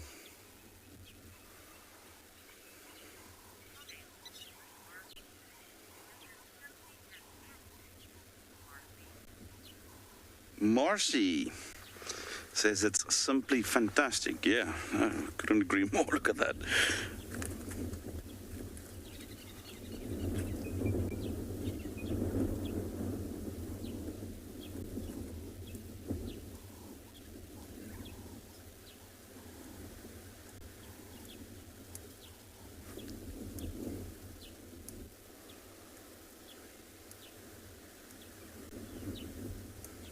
And you can just see how they enjoy it, eh? You can clearly see how they just absolutely enjoy it.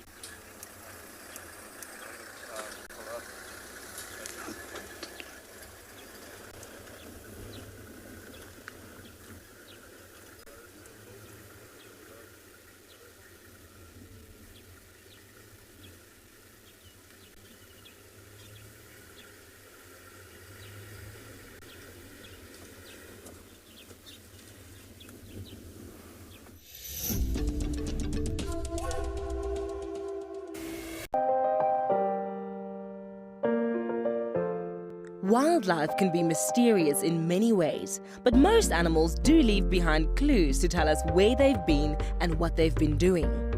Anything from fallen feathers and fur to footprints, and even poo can tell us a story.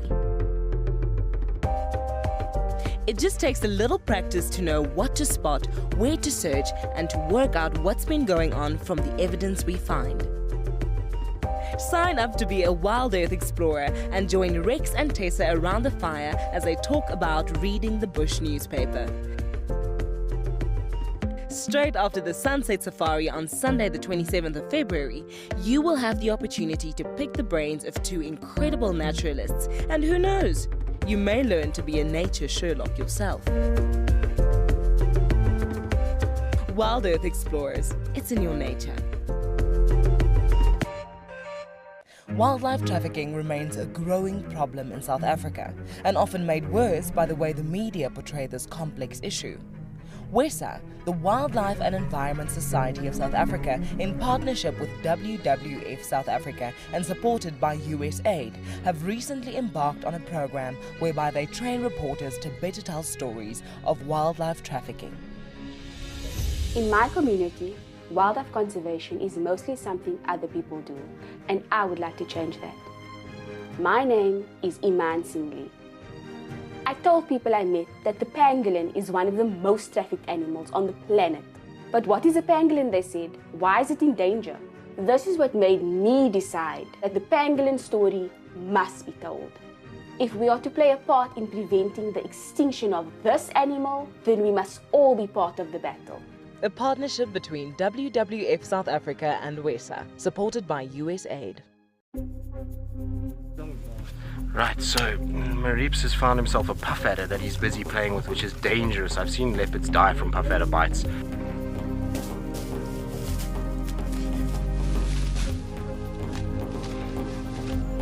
I think he got hit on the paw. So he's obviously taken snakes on before. But at what cost, Marips?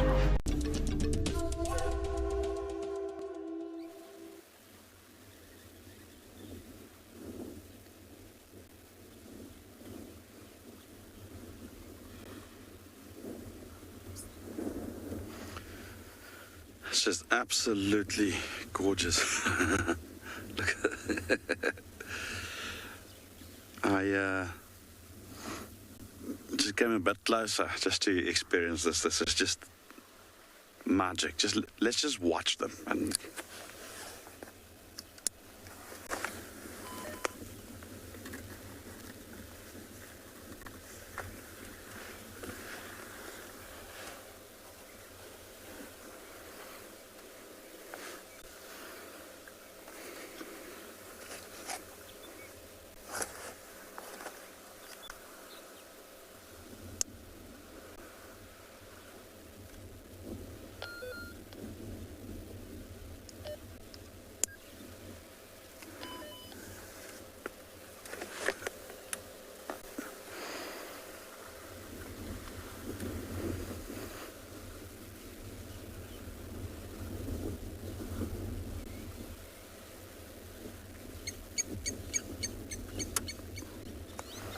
that is absolutely one of the best elephant sightings I've had in a very long time.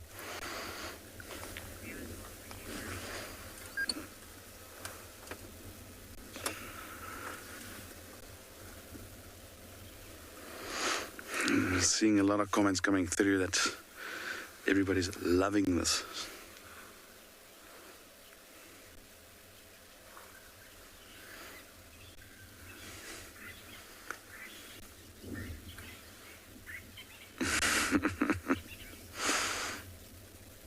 Yeah, like I mentioned earlier, you can see the enjoyment on their face.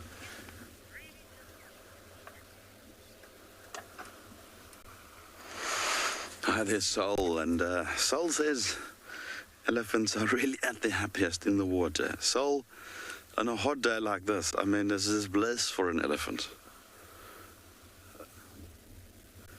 It seems like I'm the pool party magnet. Alright, so that's only play that you see there, and there are two young boys.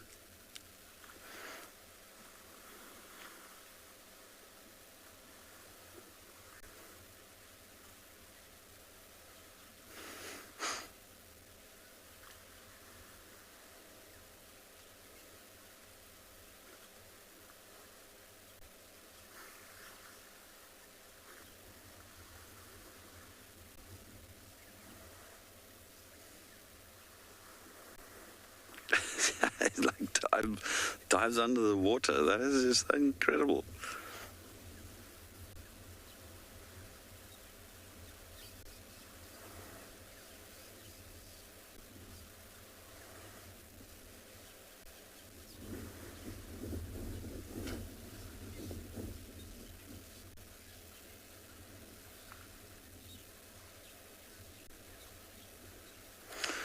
Hi there, VW. Wants to know how much liters of water an elephant can hold in its trunk. An adult elephant, about 9 liters, roughly. Obviously, the younger ones a bit less. It's a lot of water. And if you watch them drink water, they suck that up and put it into the mouth. I mean, they drink a minimum of about 100, 120 liters of water a day. 90 to 100, you know. 90 should be the bare minimum that they need to consume. But this is based on an adult elephant, not youngsters. Obviously, the youngsters do proportionally less, but they can drink over 200 liters in a day if there's water available.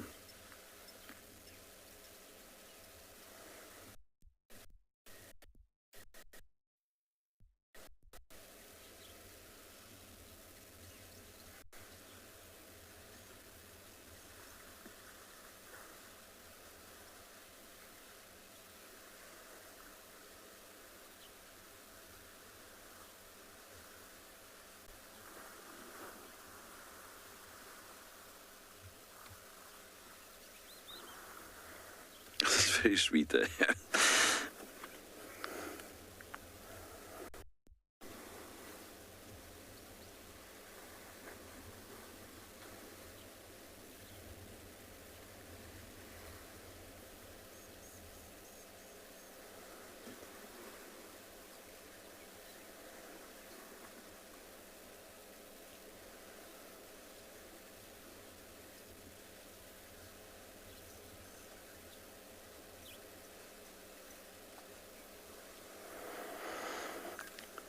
Hello, Adrian. Your question there, will elephants make an alternative plan when there's a drought in terms of water provision? Yes, absolutely. If there's no physical surface water, the first thing that comes to mind is to move to an area where there might be water. Right? So movement is one way they negotiate that. And then even in droughts, some of these drainage systems, or there's ravines that we see around. Even in droughts, if you dig deep enough, you probably will find some water. Because those rivers have a slow sort of subterranean seepage. And even now, when there's water available, we still see elephants doing that. That water is very clean, sort of filtered through the sand. And they still dig these big conical pits, almost like a well. And they extract drinking water from there. So I've seen in other places where they'll consume certain plants in the sort of Okavango Delta region. I've seen elephants penetrating the central Kalahari Park just to the north, and I've seen them eating these sort of melons, these wild melons as well. And obviously digging for water is a very, very, very good skill that they've got. Interesting is you can actually use that same conical pits, and that's where elephants are also very important. They in those days they will dig for water in these pits, these bottoms of the drainages, and that's clear water. You can drink that. So they also provide food for other creatures in droughts.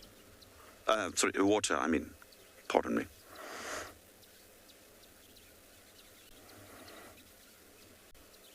Got food on the brain, already thinking about tonight's dinner.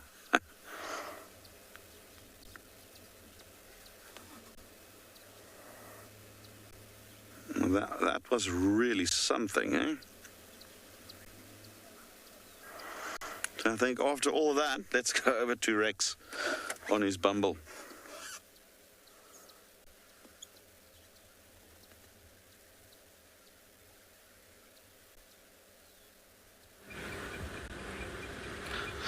Welcome back from Chris with the breeding heart of elephant. We are Cheetah Cutland. This area where we are here, this is the last location of the Talamba's cubs.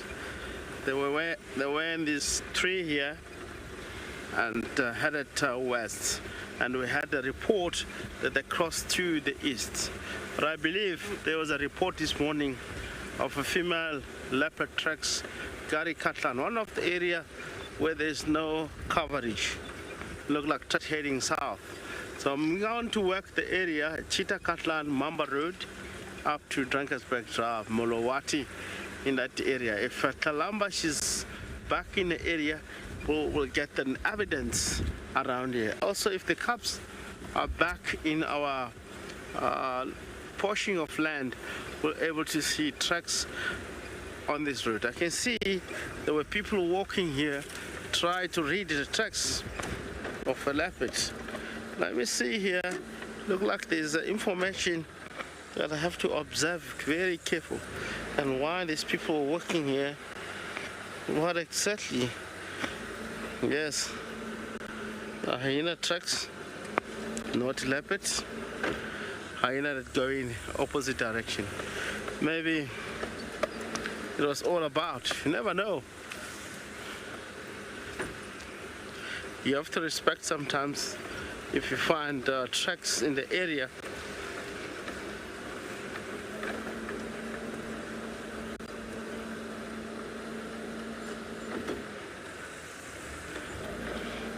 Sadly, now it can be mistaken for someone that he doesn't know how to read the bush. But someone who can able to interpret the bush, you cannot be mistaken. The male tracks is bigger, where female is very smaller. Even a young male tracks, it's really obvious on the ground this is a young male. They're not in the same length of the shape, and also being broad. The female is very narrow tracks and not long, where the male they have that ability of being long and a little bit bigger than you can tell. Size 14 and size 6, it will tell you this is the smallest leopard, but he's a young male. It does have a same tracks of a lions. You can tell this is a young male lion, and this is an adult male. If you really know it very well, and you have really studied well about tracks, you'll be able to identify. But yes, of course, you can get mistaken. Even you find the tracks, more especially the first, guide that are the beginners and the trekkers, yes, you'll misidentify that.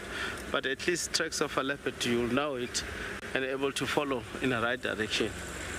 It do happen. It do happen. Yet there's no tracks of the little one crossing over, even early in the morning and from last night. Until I get to Mamba Road, I can able to tell whether there's any tracks here or not. Very interesting. How can Talamba simple disappear to the east? Maybe she has done well. Maybe extended the territory, pushing all the females that originally come from Torchwood to the east.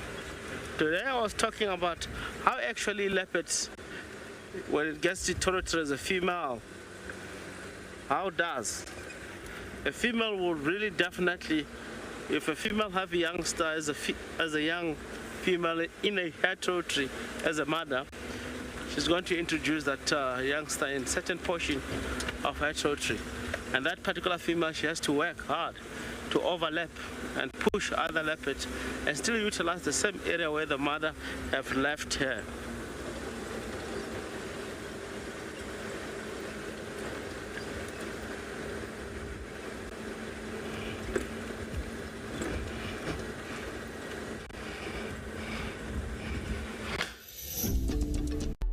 At WildEarth, our explorers are treated to a weekly newsletter, bursting with fascinating features and never-seen-before snippets.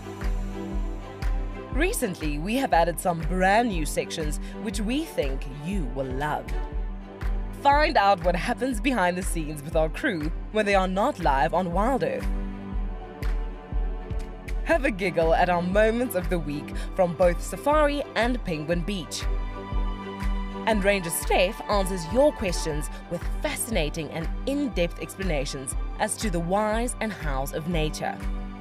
20 yards away from one of the most endangered species. All of this and more delivered to your inbox every week. So what are you waiting for? Head over to our website, sign up to be an explorer, and join the adventure. WildEarth Explorers, it's in your nature. It feels amazing. So nice to see the people and interacting with everything, how it works with the cameras and switching with the vehicles. I like it very much. It's very good. I decided to take a ticket to Dream. I'm a founder member, so the first time WildEarth needs some help, I did it too. And I think it's a nice thing to help them, that they can broadcast every day here. My favorite parts all about today is to see Ribbon. I was surprised she was there. A pied kingfisher, I was looking for them the whole time. And the drive to the Milwaukee, it was awesome. My favorite part of WildEarth is the connecting people with the wildlife. I look every day, most 2 times, and you really get part of a family here. That's like very much.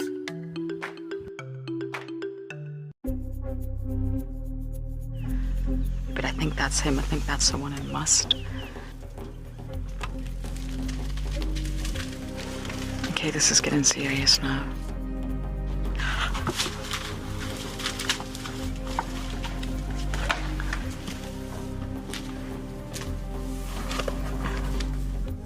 I knew there was going to be trouble. Too many bulls and must over one herd.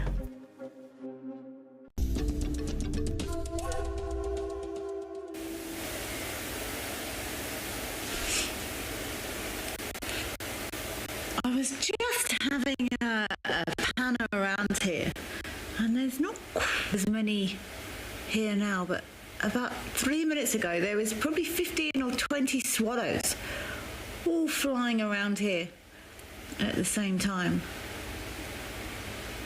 I know there's one theory, I can't remember where I heard it, I'm sure I've heard a theory somewhere, that when swallows are diving, it means it's going to rain, but I certainly haven't seen any rain forecast for a while on my weather app. But maybe these swallows know something I don't. They could be. It actually looks like they're drinking, to be honest. I think it's probably, what's the time? It's 5:45. It's 5:45 here in the Sabi Sand. So, but to me, it looks like these swallows are having a drink. They will come down and scoop insects off the surface of the water, but they're very, to me it looks like they're drinking, and now they've gone. Maybe they know something we don't about the rain, but I think they're probably just hot. The smaller the animal is, the harder it is to regulate its body temperature.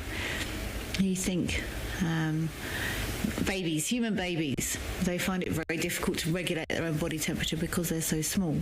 And it's exactly the same with smaller animals here.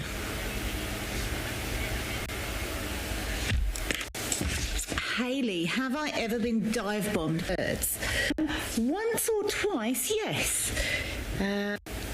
In South Africa, and it was on a golf course, and it was plovers. I think, plovers, lapwings. It was crowned lapwings, who are actually well known for dive bombing anything they see as a threat to their nest. So the same as Rexon had those Blacksmiths, plovers or lapwings. Oh, I've just had one fly past there as well, look. Or was that something else? So the same as those birds, if they see a predator or a threat coming to their nests, they'll try and chase that threat away. But I am terrible if I ever upset animals in any way, shape or form. So it's happened once or twice, But now if I'm walking through open areas, I always try and keep a lookout or keep a listen out. Oh no, this is a hornbill that's just landed. For birds alarm calling, and if they're alarm calling, it will mean that they don't want me there, and I will find a different route. I never want to be that one to, oh, goodness forbid, step on eggs or something, and I wouldn't want them to be busy shouting at me, whereas there was an actual predator coming into the area and something happened because I was in their space. So it's happened once or twice, but not too often. But yes, those plovers or lapwings are notorious for dive bombing. I think the most notorious birds that I've seen, I think, are Australian magpies. I don't know if there's anyone in Australia that's watching or listening, but if anyone could confirm that, I've seen they're vicious things. They'll chase people on bicycles and all sorts. So if there's anyone from Australia out there, please confirm or deny this rumour that I may have made up in my head. But I'm sorry, I've seen some. I wouldn't want to be attacked by one of those Australian magpies, but I could be wrong.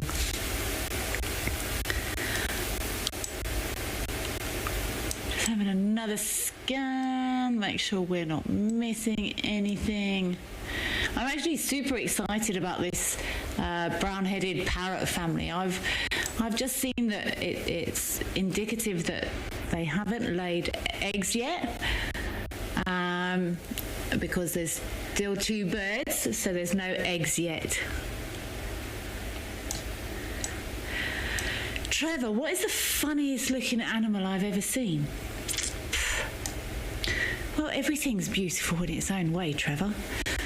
Beauty is in the eye of the beholder and all that. I think if I look at giraffes for too long, they confuse me. It's incredible to think that they've got the same number as vertebrae as humans have, so they've got 7 vertebrae, and they're perfect. They're very good at what they're designed to do, eating from tall trees and reaching high up things. Bit ungainly when they go for a drink, not greatly thought out design-wise there, but they're perfectly adapted for what they are. But if I look at them for too long, they make me think, what's that about? And of course elephants. Also, if you look at elephants too carefully, that's a big nose. But they're all designed perfectly. There's no imperfections in nature. Everything has its place, and there's a place for everything. So, Trevor, nothing. I don't think anything looks funny in nature. Everything is perfectly formed, in my opinion. But yeah, giraffes have got big, long necks, and elephants do have big noses. This light is gorgeous on this open area now. Let's see how far swallows. There's lots of different species of swallow in South and Southern Africa. Normally, oh, that was one going past. In our industry, you shouldn't try and guess birds. So I'm happy to say they're swallows, but you have to be so careful if you're trying to, unless you know a bird, unless you've got binoculars. So I wouldn't want to confirm exactly which swallows they were. But see, their numbers have dropped now. I wonder where our hippo is. Talking about scientific names, hippopotamus. Oh, that's a good one.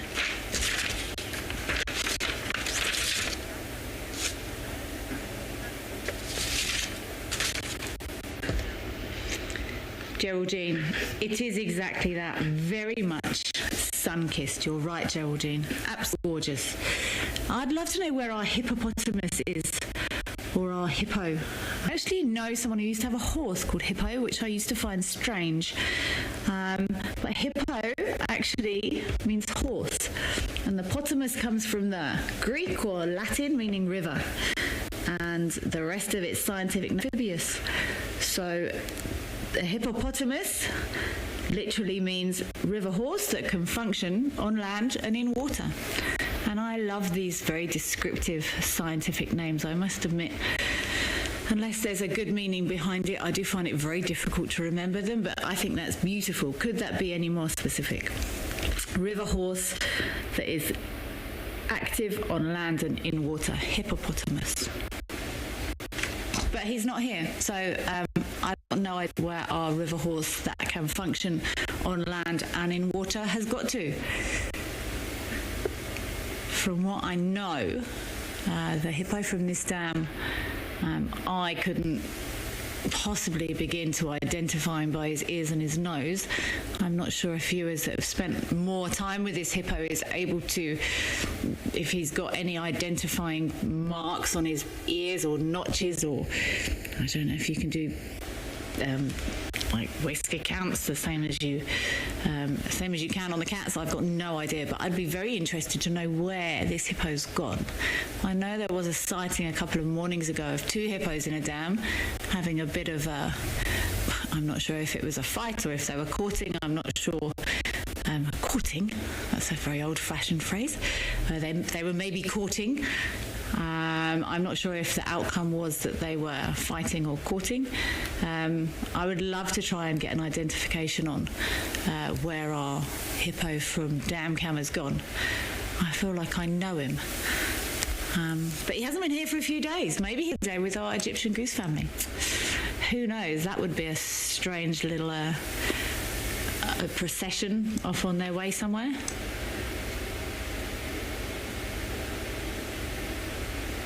I just want to have a look. It's difficult in these shady areas this time of day. I'm always...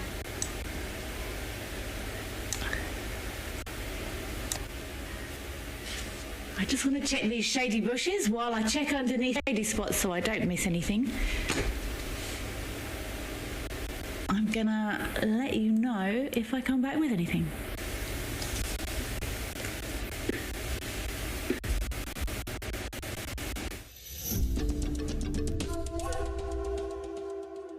Welcome to And Beyond Ngala Private Game Reserve, where the magic of Africa comes alive.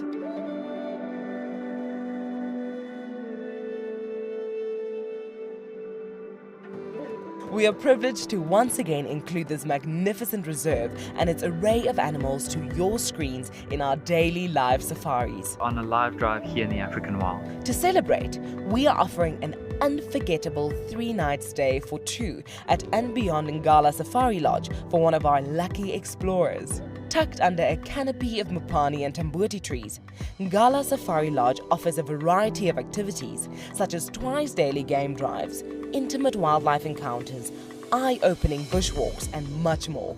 Sign up to be a WildEarth explorer before the 15th of March and you will be entered into the draw. WildEarth Explorers. It's in your nature. To have gone through the operation and treatment that I had to have subsequently meant that I lost a lot of energy. So WildEarth was brilliant to be able to sit down for the afternoon and escape. Being on a live drive at Djuma, just absolutely amazing. To actually be sitting on Djuma Dam is just awesome. I look forward to seeing any of the animals. I think it's so nice to be able to see them in their natural habitat. My favourite part for today has been going on a bumper with Lauren. WildEarth has been particularly helpful, and if anyone's going through hard times out there, keep going. You can handle it, and it will get better. The sun will rise tomorrow.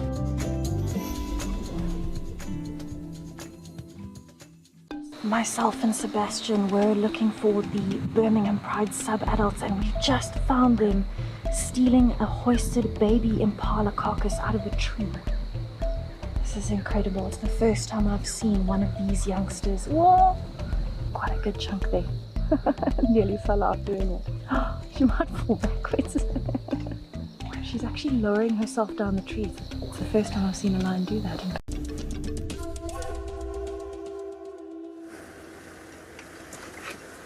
I get over this little bump and then I'll turn. Right, plan for now.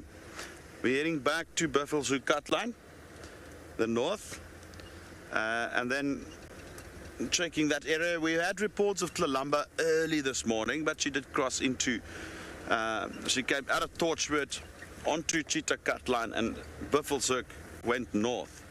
So I'm going to just go back and see if she's not perhaps attempting to do a return to this area. Then a little bit further west, just south of Sydney's Dam. Remember, Sydney's Dam is just north of our boundary with Buffalo's Hoek.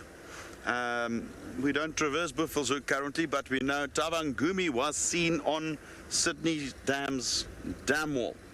All right. Again, it's something that we can't predict. We're just going to go and see if we can find something. I'm going to just slow down a bit. There's a bird of prey up ahead,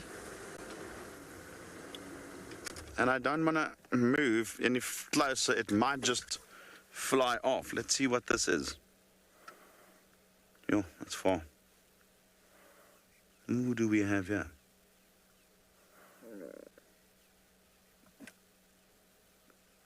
What's your name?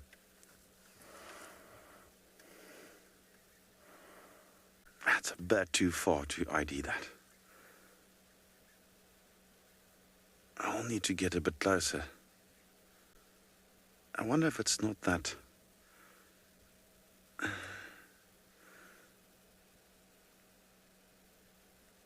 No.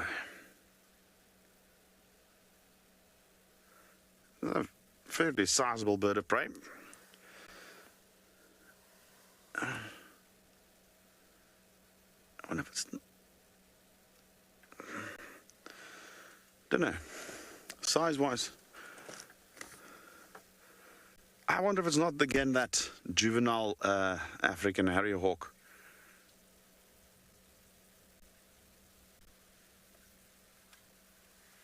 It did have very long bare legs when it took off there. I'm gonna guess and say it's maybe it is roughly the same area where we had that juvenile, and I think it was actually with Craig the other day. The posture, everything, although I'm not 100% certain. At that distance, I can't really say for sure whether it was it. There's a lot of pointers, sort of general appearance, you know, shape, size, those things that suggest it could be that juvenile gymnogene or African harrier hawk. And again, coming back to our central theme today of the South African names for creatures, the gymnogene or African harrier hawk. My language, we refer to it as a Kalvang Valk. Kalvang Valk. That translated means bare-cheeked falcon, or bare-cheeked hawk rather. Very descriptive with that sort of bare yellow face. Very descriptive name.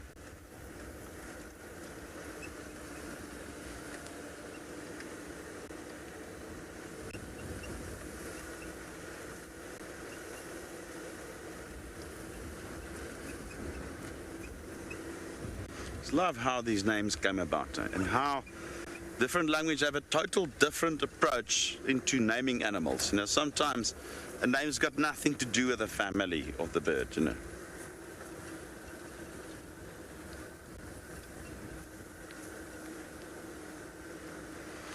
Hello there, Frana. Yes, Afrikaans. We've got such descriptive names actually.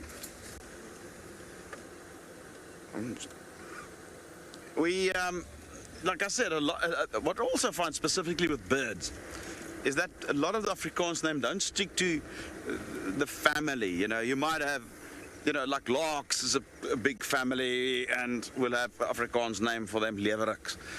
But then you get these random things that just got a name. It's got nothing to do with the family name, you know.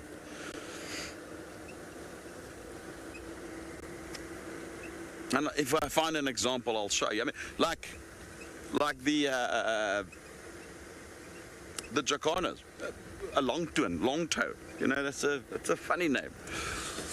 But a lot of these names are extremely descriptive.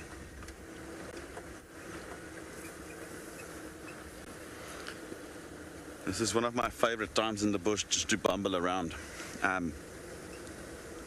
This last little bit of sun, it's just absolutely bliss to just slowly drive around. You can feel the temperature drop now, and that's why I'm hoping those cats will get active. And it's going to be a long shot. They're right on the border, or just beyond. So it will be a long shot, but it's worth a try.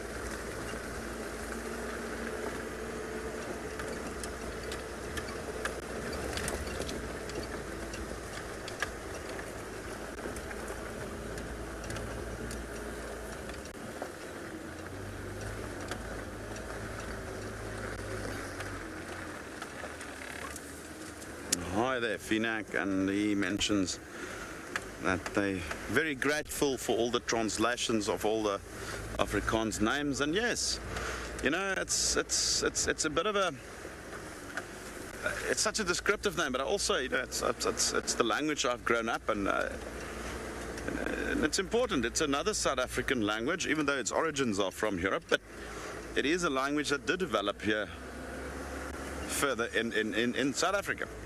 A lot of names, in fact, of animals only has an Afrikaans name, and the English name were taken from the Afrikaans name. Duiker, Steenbok. You know, those were Afrikaans names that just sort of morphed into the English, just pronounced slightly different, but spelled exactly the same. There's many that we can name. But anyway, let's just enjoy this absolutely beautiful light. It's just so crisp.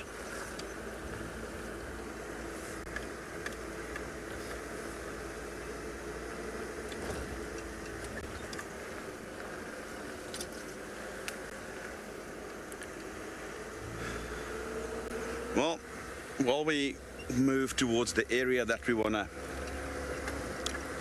try and work, got a little surprise for you. Let's head over to Ngala for the first time to this drive, and they're going to say hello to you.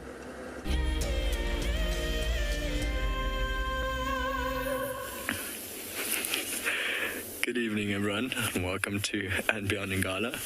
We are finally able to show you the Birmingham Pride again. So the lioness we focused on there, it's the little blue-eyed lioness. Behind us, the other youngster, the younger one, and then the same animals we were with this morning.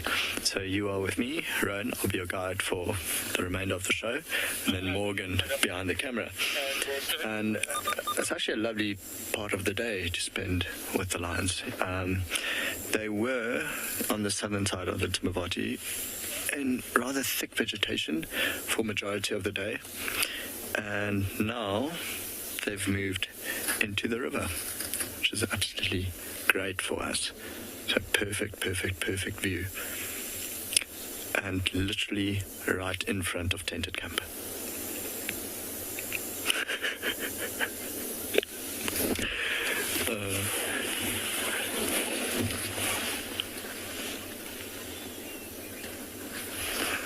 Jenna, I'm glad you're as happy as we are.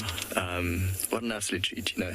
And it's definitely just wonderful to actually see lions in sand, because you can see the entire pride.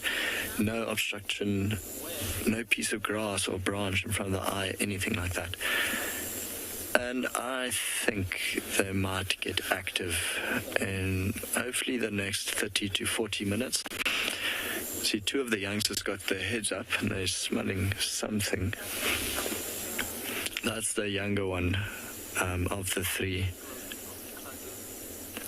I think from what it seems there are only girls left of the three youngsters, only females.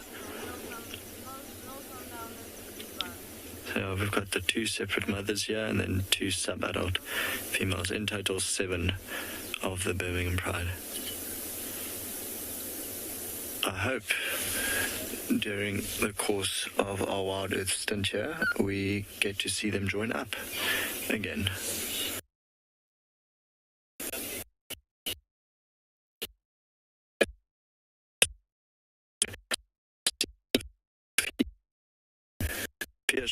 With us.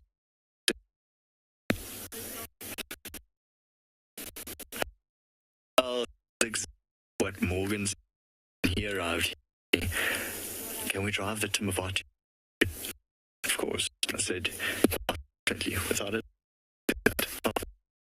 Gorgeous. Sunset just over the ridge, river. Doesn't even look like it flowed here this year. I'll be honest, it looks like Ngala is actually very dry. The grass is already browning a lot. I mean, it's high. Thank you. Welcome back from Ngala. Of course, with Birmingham. I'd love to see Birmingham Pride, of course. With all the miles that have came into the area from that area of Ngala, 5 or 6 mile Birmingham Pride. We all know them. They were in the area and headed more to the south. They father quite a lot of offspring here in the particular area from Kuhumas and the other pride concerned to the north, which Talamat is. Now I come back in the area where I've last seen the leopard tracks. In most cases it's worth a lot. If you come in an area where it's quite a lot of evidence of a leopard, that means the leopard is moving on that particular area. So we'll manage to work in the area. Tracks ended between western side of Zoe and Quarantine. Beautiful time now for leopard. Is cooler. It might be the right time for a leopard to move. If it's around Quarantine, where to go? Shortcut Galago is the only water source. A leopard in a very heat day like today, there's no way that he can get up and move without visiting the waterhole. So we are checking here, but on our way to Galagopan, if not, we're headed to west. The only area that can also help us, the mud wallows on Reptile access very close to the gate, and quite few of them around there. 2 to 3 of them that I know will visit those mud wallows. We might be lucky for afternoon, late afternoon, maybe seeing leopard in the area. There's no tracks here, there's no doubt. The tracks headed more western side of Quarantine itself. If there's any leopard, it was in between Quarantine and Reptile axis, and he might get up and move on that direction. It's now at that time.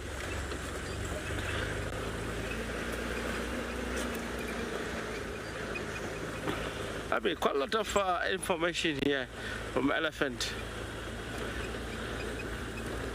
You can see crossing the road up and down.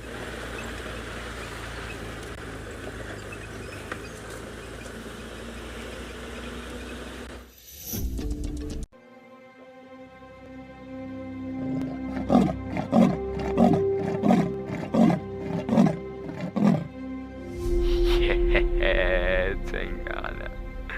That's my boy. It couldn't be a better morning. This is just too special. Wow, what a way to start off.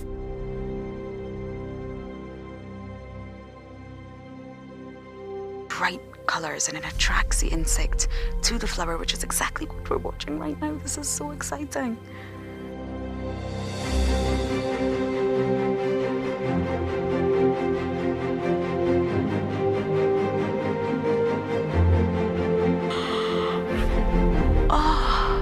There's 2.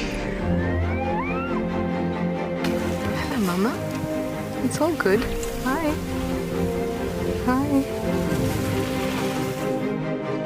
The smallest baby blackback jackal I have seen in the wild. Look how full the belly is. It is so incredible to spend this time so close to an African penguin. They just make me feel alive. That is incredibly sweet. Grooming each other. Play is vital. This is how they learn. This is how they would tackle prey. There you go, go, there you go. There you go, there you go. Heart is pumping right now. Look at this, everybody. We got a live kill. There's nowhere to go. It's just such an incredible privilege to be out here. It just keeps on delivering.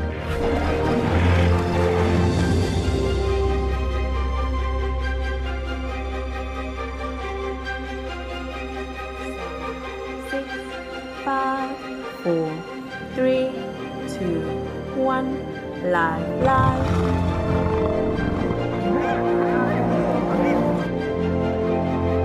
There she goes. Going for the youngster. She got it.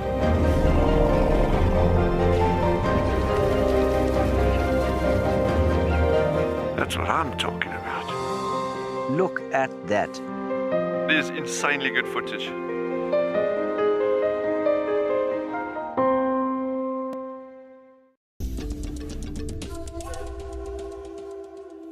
Blue-eyed girl's awake. Oh, just in time for the rollover. You can see there's a bit more action now, at least the little blue-eyed girl. The one at the back here, she's awake. Those magnificent eyes. Oh, she's pretty. I mean, I know there shouldn't be favoritism, but she's definitely my favorite little lioness in the Birmingham Pride at this stage. So sorry about the crash cut. We're still trying to iron out the majority of the issues on Ingala. And at least we are out. We're getting to show you a little bit of Birmingham Pride, even those small pieces every now and then. But I mean, the wait is worth it. We definitely built up the suspense for you guys. Even she agrees.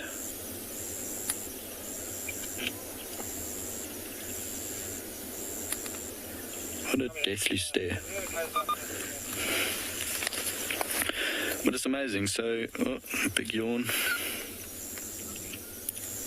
And sleepy time. Gichigumi, I think you are speaking for everyone there. How lovely to catch up with the Birmingham Pride again. So yeah, we have yet to find quite a couple of the other members, but so far we haven't done too bad. I've shown you the 2 Ross males, the female and her 2 youngsters, and now these 7. So now we just need to find white dot lioness and the other 6 sub-adults. As for the Birmingham young male, he's spending majority of his time north and west of Ingala, still with his partner in crime, the Torchwood male. But the Birminghams are doing well.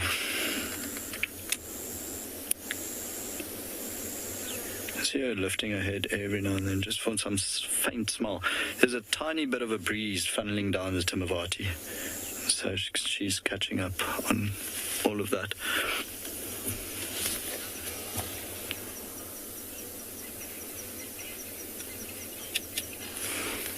Darkmane Lover, I think me and you have the most conversations out of anyone else on WildEarth, asking when is the last meal the Birminghams ate. So, remember yesterday we were with the Ross males and I said they stole an impala carcass from a leopard and her 2 youngsters, so that was a meal for them. These had full bellies 2 days ago. Don't know what they ate, but they ate something. And then the white lions, the siblings, White Dot and her 2 sub-adults, they caught a wildebeest about 4 days ago. So yeah, everyone's having different meals because the whole Birmingham Pride is not together at this stage. But quite likely that these will actually start hunting tonight, and I think that's why she's lifting her head. It's just to catch a scent of something. Sad news is she's facing east, and if the wind is blowing from the east, she'll go east, which might just take them into Kruger National Park. We're not too far from the boundary with Kruger National Park, actually not too far from Alpen Camp. Like I said, we are right in front of Tented Camp.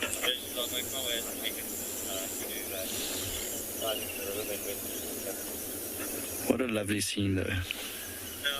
can make your way. I'm sure that visualize how it is the water.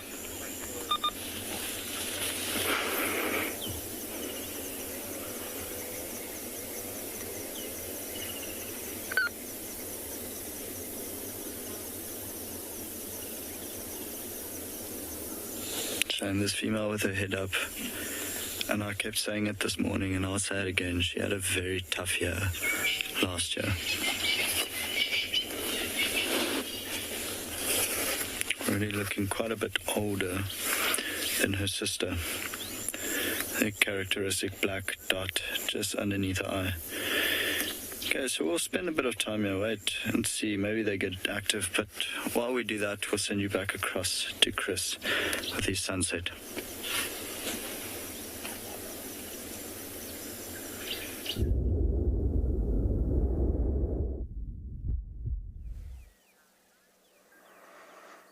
Just in time to see the last little tip of the sun disappearing behind the cloud bank right above the Drakensberg, or the northern Drakensberg mountains. It's my favorite spot in terms of view out here on Drakensberg Road, ironically, named because of these beautiful views of the northern Drakensberg, which marks the escarpment where the low veld rises up into the high veld, as we refer to. And let's just sit and watch how the colors intensify in the next couple of minutes.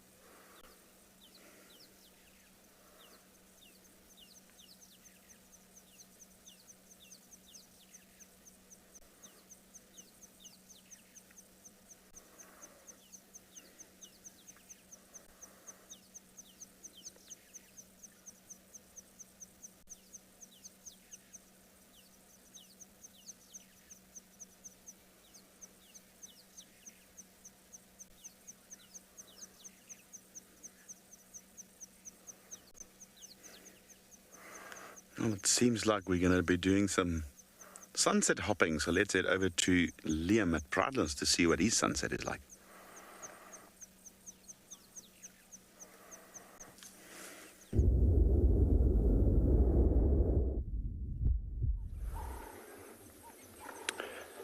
So, another spectacular sunset to end off our day as well, here in the stunning Pridelands Conservancy. We are sat in a lovely open area with a herd of very relaxed impala, a lovely mixed herd.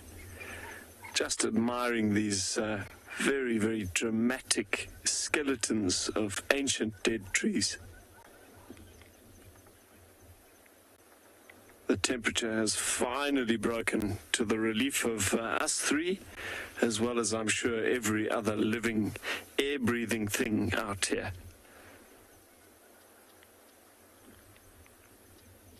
But the relief is short-lived. For many of these animals, they will not be relaxing this evening. And the wind is picking up a little bit, and that could make life very dramatic. The wind essentially swirls around all of the scents and obviously makes sound and establishing the direction of sound for many of these antelope very, very difficult.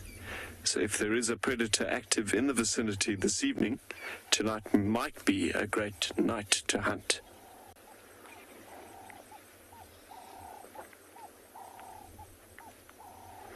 I mentioned a very dramatic looking tree skeleton. This is an old leadwood tree. Thank you, Rosemary. Indeed, a really stunning vista. We are so fortunate out here with these unbroken skylines, very, very, very minimal light pollution. It is purest Africa. But we were discussing this really dramatic looking old leadwood tree skeleton. It is well and truly dead. And the amazing thing is, it may have died literally centuries ago. The wood is the densest wood on the African continent. A cubic meter of it weighs approximately 1.2 metric tons. It is like iron. Again, that tree is called the leadwood. The wood is so dense, in fact, that termites don't really feed on it, and it could potentially take centuries to be worn down by rain, by the elements. Fire occasionally even passes over these trees, only slightly blackening the bark, but without actually burning them.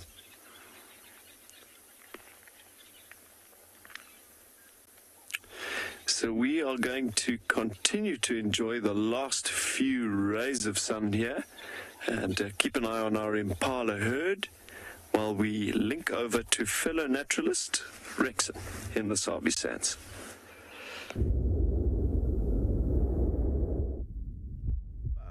Really, of course, from there with the dead tree, leadwood tree, we are now joining the young bull elephant.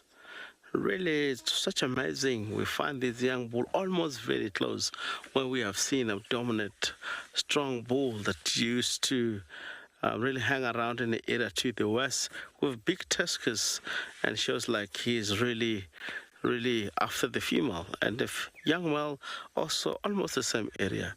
It might be the young male that's still trailing behind the matriarch society or breeding herd itself.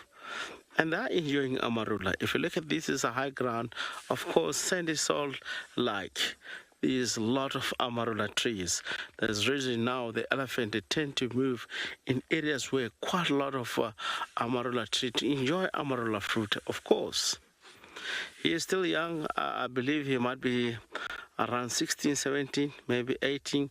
I'm not sure, but this is the right size of a youngster that will be kicked out from the matriarch society and go and join so-called older bulls that are more experienced. It happens quite common in common life for other species, of course. If you look at the lion, if you look at the leopard, look at the elephant, they do the same. A leopard gets to 18 years, will independent from the mother, and move off from his father's territory and start to live his own life. Around 18 months, which an elephant, of course, is not a month, it's about year. This is about 18 years, you'll move completely out. 18 months is such a very important for wildlife. Look at the lions, it's all about the same reach. Around 2.5 years, they will move completely out of the pride and start to do their own thing, not getting involved with the actually same pride where they belong to.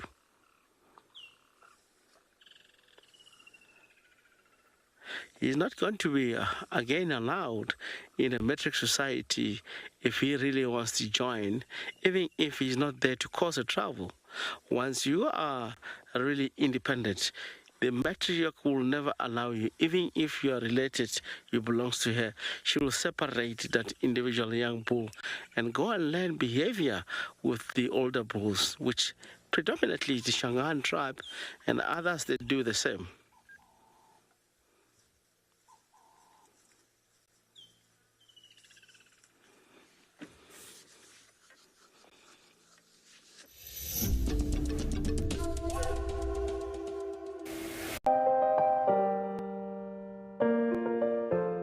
Wildlife can be mysterious in many ways, but most animals do leave behind clues to tell us where they've been and what they've been doing. Anything from fallen feathers and fur to footprints and even poo can tell us a story. It just takes a little practice to know what to spot, where to search, and to work out what's been going on from the evidence we find. Sign up to be a WildEarth explorer and join Rex and Tessa around the fire as they talk about reading the bush newspaper. Straight after the sunset safari on Sunday the 27th of February, you will have the opportunity to pick the brains of two incredible naturalists, and who knows, you may learn to be a nature Sherlock yourself. WildEarth Explorers, it's in your nature. From the biggest land mammals to the silent and tall crossing the plains, the small burrowers to the waddlers on the rocks, and the small creatures in the sea. All things bright and beautiful, all things great and small. Our wildlife spans across the world.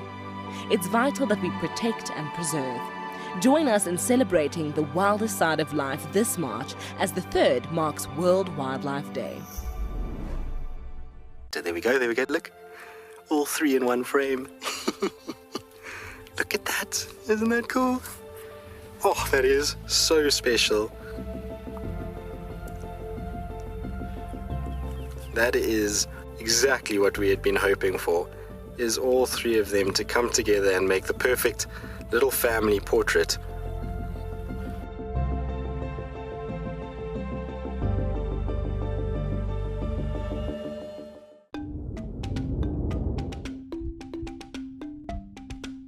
Identifying individual African penguins can be extremely challenging because at first glance, they all look the same.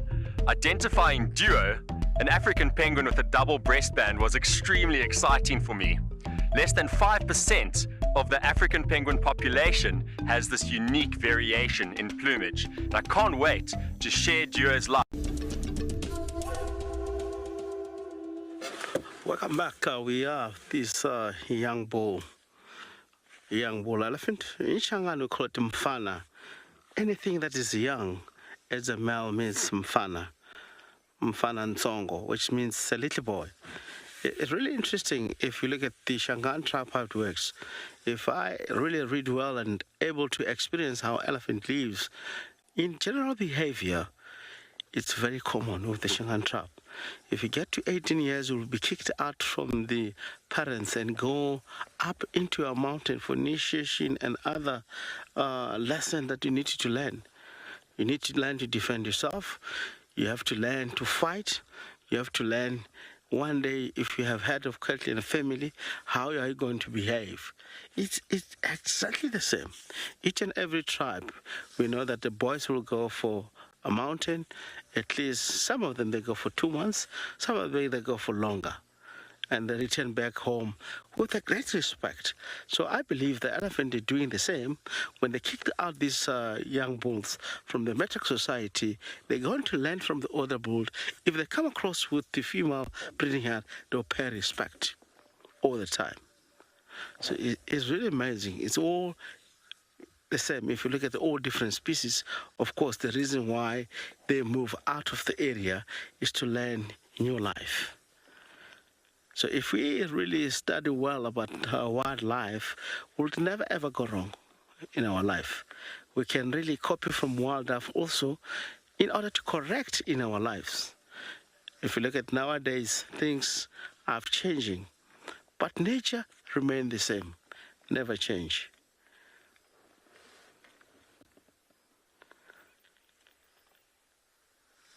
Look like he's just picking a marula.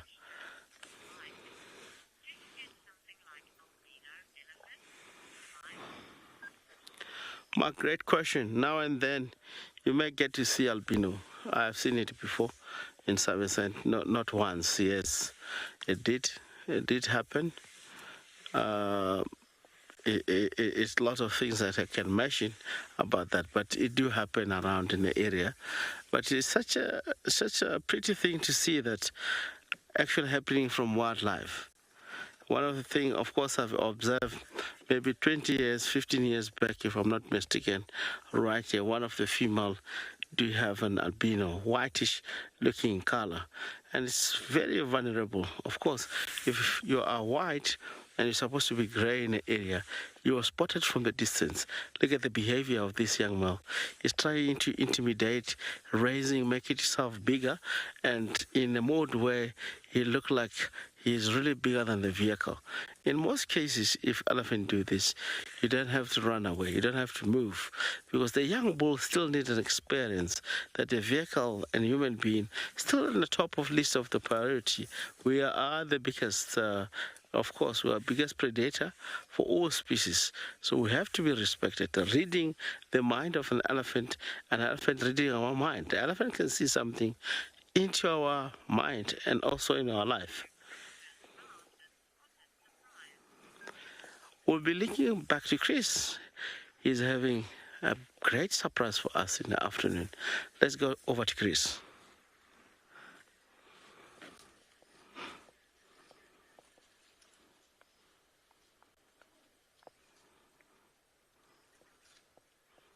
My message about the ingwe on Buffelsugari.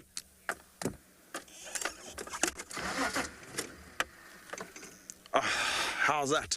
We just spotted a leopard in the distance and we need to quickly move there. So I'm gonna have to go. She's rather close to our boundary. Don't know who it is yet, but we literally stopped to, well, we want to have a quick bathroom break and Craig just said, on the road, there it is. And I'm not sure, I've got a feeling it's Tlalamba. It seems to be a female, but as we get closer, we'll see. And this is where Tlalamba was left this morning, so it makes sense. But we just let's see. We are very close to our boundary. This is our boundary road. So there is a chance that it might disappear. Okay, she's gone on to Djuma, which is good. She's very dense. Oof. She's probably going to get onto the cut line now. Let's try and get ahead of her. How about that? The cut line is right here, so we might actually get a... Because we know the cubs are still in Torchwood.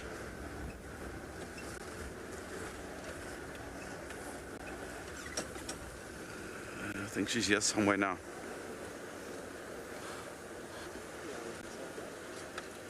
There we go. Hello, hello, hello, hello.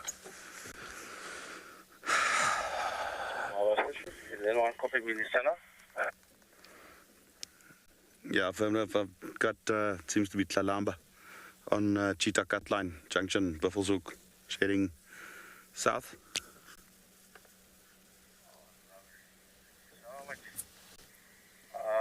She might cross over to the east side.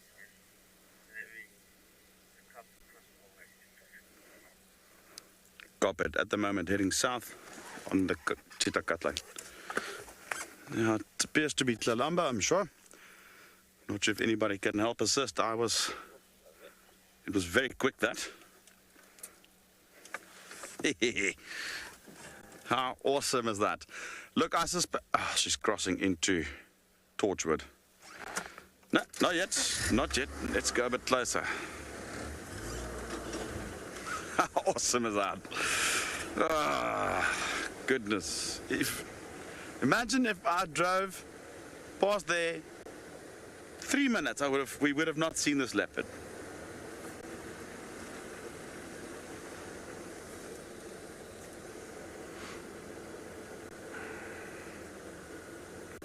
I could hear her doing that sniff, sniff, sniff thing.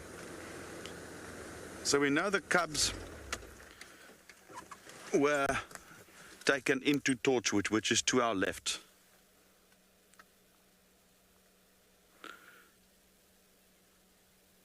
And that was the plan, is to drive this area at sunset and hope we would find her.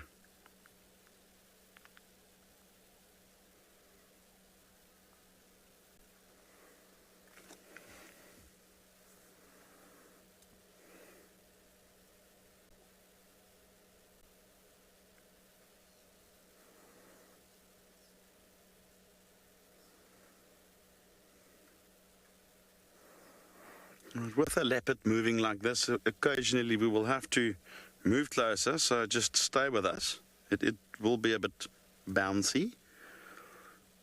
You know that when a leopard disappears, it's very tricky to stay with them. If she moves back into Djuma, we don't want to be 100 meters behind her. We need to at least keep closing some of the distance. It's exactly what I'm going to do.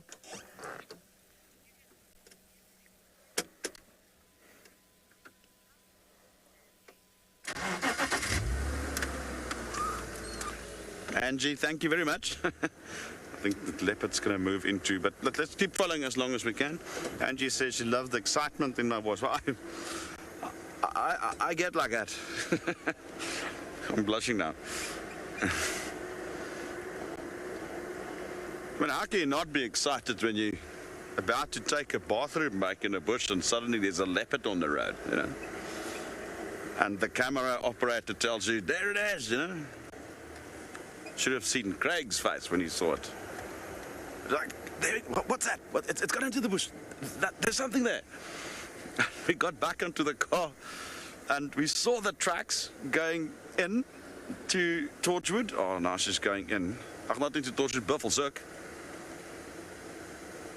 And we think, okay, well, we missed it. And then we looked back, and then there she was on the road.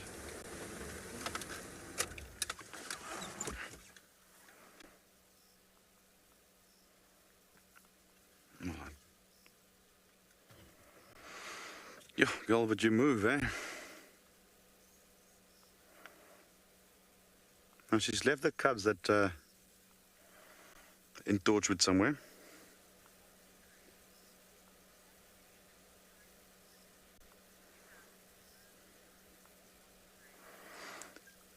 Osprey, good evening to you, and a lovely comment from you there that it was such lovely sightings this afternoon and that you are very blessed. Yes, absolutely. I'm just gonna scent mark. Nope, I think she's come back to the road, man. Come, let's go a bit closer. All right, like I mentioned, to our left it is Torchwood, which we unfortunately do not traverse.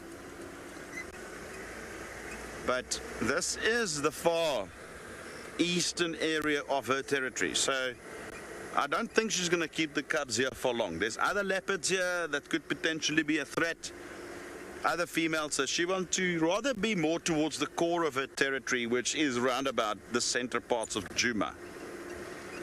And unfortunately, I won't be able to follow her, but I think it was a short and sweet one night.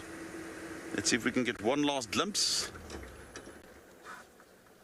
Nah, she is heading into Torchwood. Yeah, stations, I'm going to be leaving this Mafazi Ingwe Tlalamba. She's now going to get out Torchwood, going straight southeast.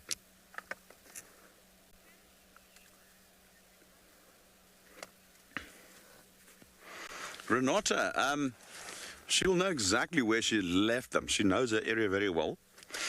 But she can never be sure whether they're safe or not. And that's all going to come down to two things. Her experience as a mother or as a leopard and her knowledge of the area. So what is crucial there is where she chooses to hide the cubs. All right, so she needs to find a spot where they're very, very hidden. They have an escape route, possibly close to a nice tree, so if the hyenas and stuff comes up, they can go up. And then also depends on the behavior of the cubs. You know, they are kids. They are going to want to explore, and they're going to, you know, so if they don't do something stupid, they'll be fine. It is a risk every time she leaves her cubs alone. Any leopard for that matter. It's always a risk. We see a number of times cubs being taken by various other predators, including other leopards, hyenas, lions. Yeah, I've even had a case of a big male baboon that discovered leopard cubs and killed them.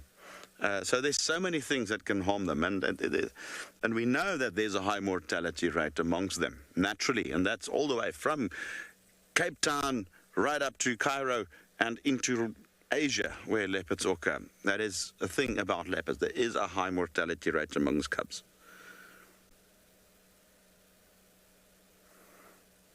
Right, phase one of the plan worked. Well, we said we're going to try this area, and it worked. All right. Now, let's see if we can find Tavangumi.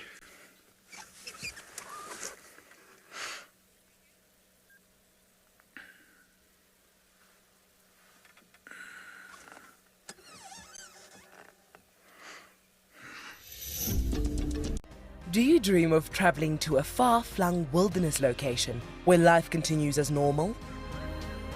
A place where you can escape to nature and breathe. If you become a WildEarth explorer, then this could soon become a reality.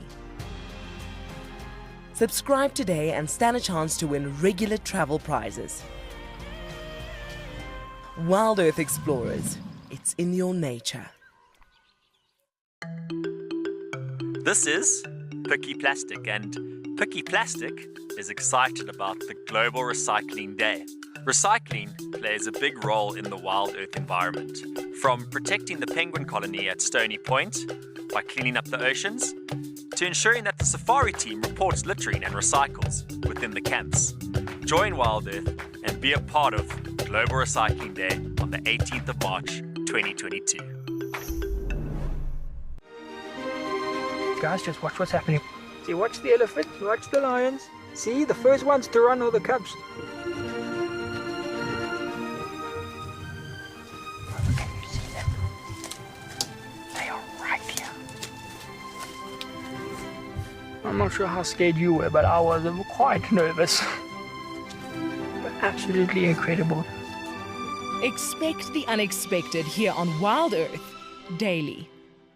My favorite part of working with WildEarth is being able to share that passion with the world. I've always known that I had that passion. I've always wanted to share it, but I didn't have the platform that I needed to be able to do that. And knowing that I can share the passion that I have with everyone is what makes the biggest difference for me, because I'm changing people's lives, I'm changing animals' lives at the same time, and I'm living the best of both. So for me, nothing can beat being able to share that passion with you. My favorite types of questions to get from the viewers are questions where I can elaborate using my knowledge from all of my studies and my experience in the bush. Because of my passion, I absolutely love being able to tell you a story and being able to answer about all the different animal behaviors unraveling around me at the time.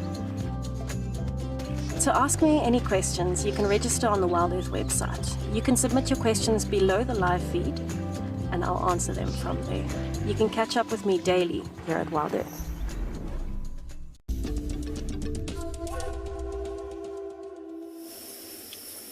Oh no.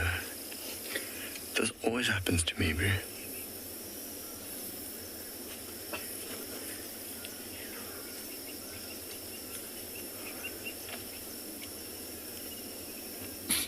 Bless you. Comes on the other side. Yep.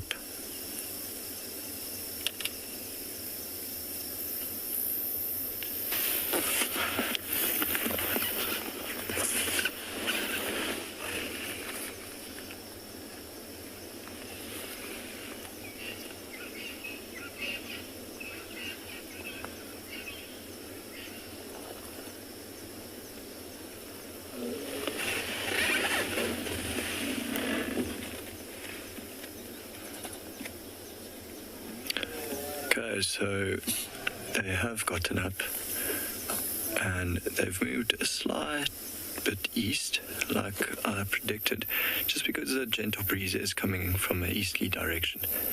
But, ew, how's the scene? I mean, the light in the riverbed now, having them all come straight past us. Absolutely wonderful. Hopefully they don't go too far east. But this is what they'll do. They'll walk for a little bit and then actually stop again, lie down, wait a little bit. They're not going to hunt in light like this. They'll actually wait for full cover of darkness before they start actively hunting. Like I said, it's just a gentle breeze. It's not like it's making a lot of noise. So this is going to keep happening. They walk, they lie on top of each other, they beg to be groomed, and they lie down. Bless you. And they sneeze.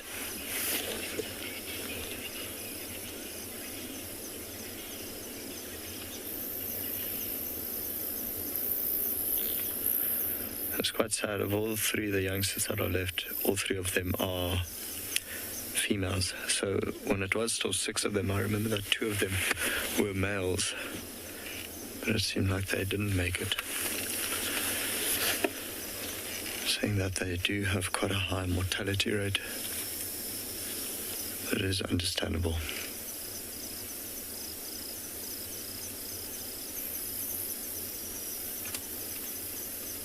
But on Ngala, also, we haven't really had that much pressure from other male lions. And then berry males used to come in every now and then, but other than that, the Torchwood male, Birmingham young male, they're spending majority of their time in the north. There was one coalition of 2 lions way off into the west, but that's more Birmingham breakaway pride territory. But yeah, no big danger coming into Ngala just yet. It's just phenomenal. I mean, the Ross males have now held on to this territory for 4 years. Can you believe these sub-adults, they are turning 4 in September? I mean, the larger 2 of these cubs are about 1 year and 2 months old now, and the younger one turned 1 year, when was it, 3 days ago? No, yesterday. It's amazing how time flies.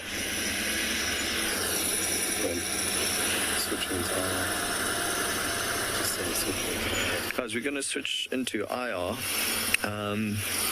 Yeah, the light is starting to fade now. There we go. But yeah, Betty, it is a rose gold light. It is absolutely incredible. I mean, the sunsets in the past week have been phenomenal. Shame you can see that's the blue-eyed lioness now with her head down like that. She wants to play. And sadly, the lioness that she wanted to play with decided to just fall asleep right behind our vehicle rather than walk on further.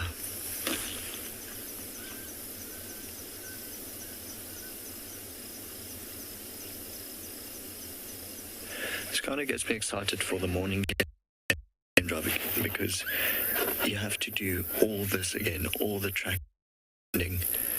It's one of my favorite things.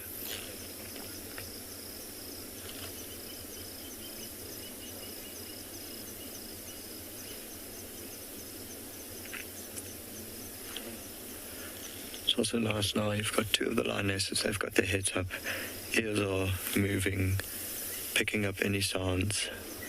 Every now and then the nose goes into the air, seeing if they can smell anything.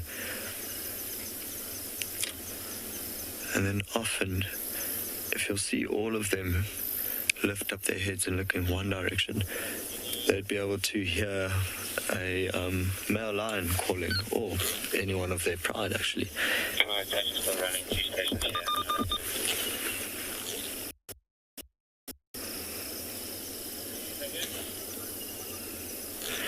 Nico, you are asking how often do we see leopards on Ngala? Quite often, Nico. We do actually find quite a few on Ngala. As you can imagine, walking this riverbed when it's pitch black, you won't see these lions at all. They've camouflaged so well into the sand. But that's a human's eyesight, so impalas would still see them, wildebeest would still see them, giraffe would still see them. Just our eyesight is really not that good. It would be wonderful if this section of the Pride joins up with White Dot and her little troop tomorrow. It would be so nice to see more of them together again. So I don't know what happened, what event occurred for them to split up. Not really too sure. It could have been, again, male lions in an area. It could be that White Dot is now leading the 3 sub-adult males away from the Ross males because they're fighting more and more and more with them. So I'm not really too sure.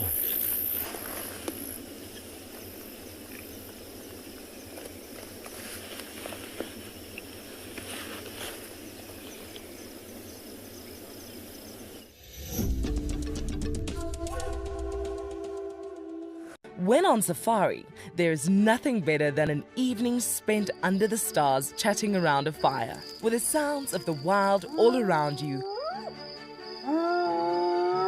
If you sign up to be a WildEarth explorer, you can build your own memories by joining our guides for regular fireside chats. Subscription payments can be made by PayPal, credit card, and now bank transfer. WildEarth Explorers, it's in your nature. The Endangered Wildlife Trust is among Southern Africa's largest and most established non-governmental conservation organizations. Our strategic vision centers on saving species, conserving habitats, and benefiting people. In 2021, the EWT secured habitats, reintroduced African wild dogs and cheetahs into reserves across Southern Africa, and created vulture-safe zones to reduce major threats to vultures, such as poisoning and electrocution. On the 3rd of March 2022, we celebrate World Wildlife Day under the theme Recovering Key Species from Ecosystem Restoration.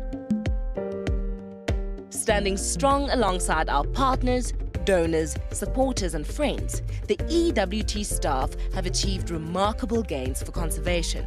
Thank you for helping us protect forever together. Guys, have a look at what we've got. This is better than my birthday. Look at that. This is the first time that I ever see cubs this small. This is so special. This has officially just become my best sighting of all times. Tune into WildEarth every single day. It's in your nature.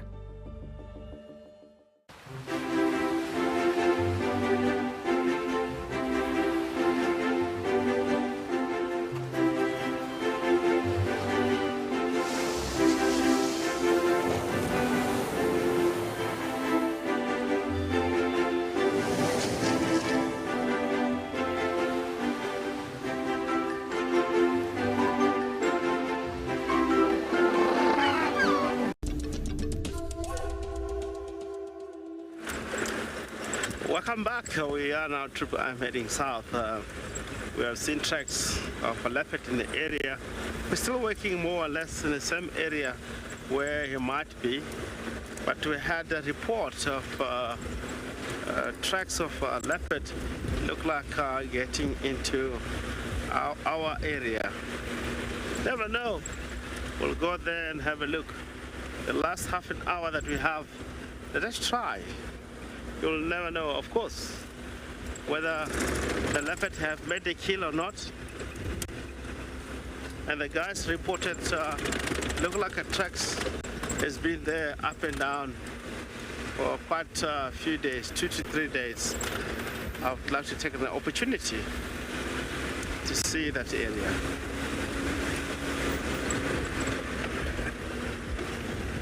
Turtle spread is very rare for us. I believe Owen at the back also have been seeing nice turtle spread. I've seen him once. So I believe it could be him that walks here, because we saw the tracks, myself and Owen, further down towards Flimos Catlan, and we were trying to look around the area after dark. Maybe we might lucky to find him walking or lying down. We'll look for the area where the guys have told us. We have to be more observant on the road, because he said there's a lot of tracks that have stopped on that area, try to follow up.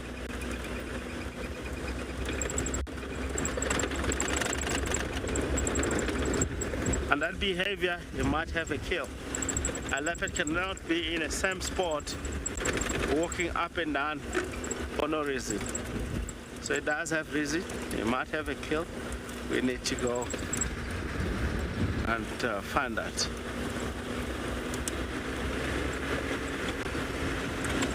I'll use the spotlights now at night, because of course I can see a vehicle here. Maybe it could be him. This vehicle is at Aratuza. We can't go here. Let's try to work the area. It's really promising, because the vehicle now, this is almost the area where they might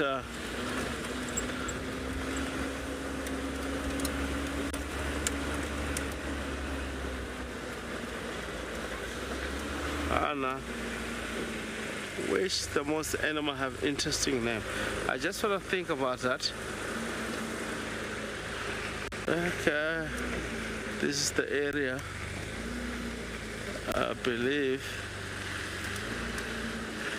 No, it's the opposite side. We have no rides in the area. Oh, Ingwe. Ingwe, it has a very beautiful name. Very interesting. If you really translate the name Ingwe, it's not only ended there. Ingwe Mavala, that is mostly in Shangaan, they call it. If they refer you Ingwe, it could be two things that might be meaning. You know that in saying Leopard doesn't change its spot patterns. So in Shangaan it's not like that. Ingwe is something that, of course, it's a very important animal in our culture. It's all about the forefathers. It really represents forefathers. It represents a very good thing. If you dream a leopard in Shangaan, it means your forefathers are with you. And also if you're told that you need to have different colors of a cloth that represent leopard, it means you have to have that and your forefathers with you all the time. It's a good luck. It's not all about bad luck, it's good luck. So it does have, if you talk to the Shangaan people about leopard, there's quite a lot of things fascinating that you may learn over from that.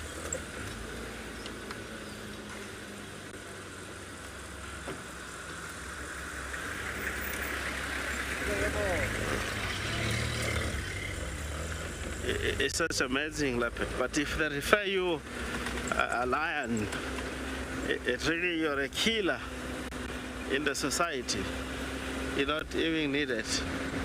You're bullying people, you're the one that kill. Refer you elephant and dove, that's pretty much you're the highest structure in the society. You are equivalent like a king or someone that have to be respected in the whole society. So all these names are more important in Shangaan.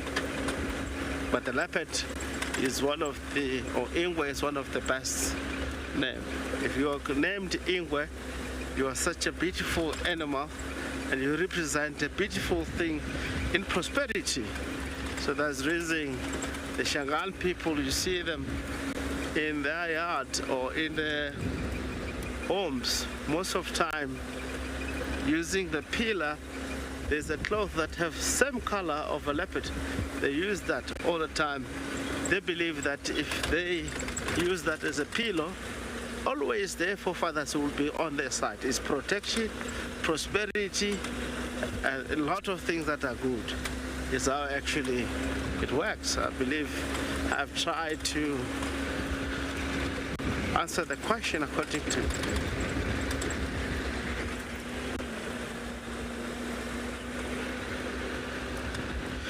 Does you like to hear about African culture? Oh, yes, of course, very fascinating stories behind. I mean, talking about Ingwe, talking about the elephant, talking about all this buffalo, Daka boy. If they refer you, you're a buffalo. Buffalo is someone that it does have short-tempered. It always doesn't want to live with the other people. You want to be alone. And you cannot predict that kind of a person. So that is not a good name. A buffalo, it means you are not a really nice gentleman. You always want to live alone and be aggressive. Like if we say, for instance, they refer you like a wildebeest. A wildebeest in our society is known as mad. You're a mad person or a mad lady. They call you konkonyi or hongonyi. Konkonyi, it means wildebeest, or hongonyi is still the same. It's one of the things that if they refer you that you're not a nice person, you are mad. You're always really angry, be aggressive with other people. So it really is something that, and they refer you snake, you know that you're a devil. You're not a nice person. You bite all the time. You're not a person that you can rely on. There's a lot of things that we can talk about, all these different animals that are out in the bush. Referring you as Shangaan, it means this. Referring you, saying you are a giraffe. You have, I mean, status. Your status is very high. You don't recognize other people as you that are common with you. You always need a high class. You're a high class person. So that's the reason giraffe eat very high when the other species eat very low. So due to that, you have status. If they call you giraffe, you have to be on record that and know that in future, because it's something that Shangaan people use the most, and that is how actually they code it in order to communicate without people knowing. Amazing. Amazing. So of course, with the different surnames that we have, I, like myself, I'm a serval. A serval is very clever species. You put the light here, it will go behind the log. You put the other side, it goes the other log. It's actually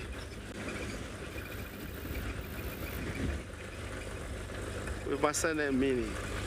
We'll be linking back to Rowan and see how Birmingham Pride doing.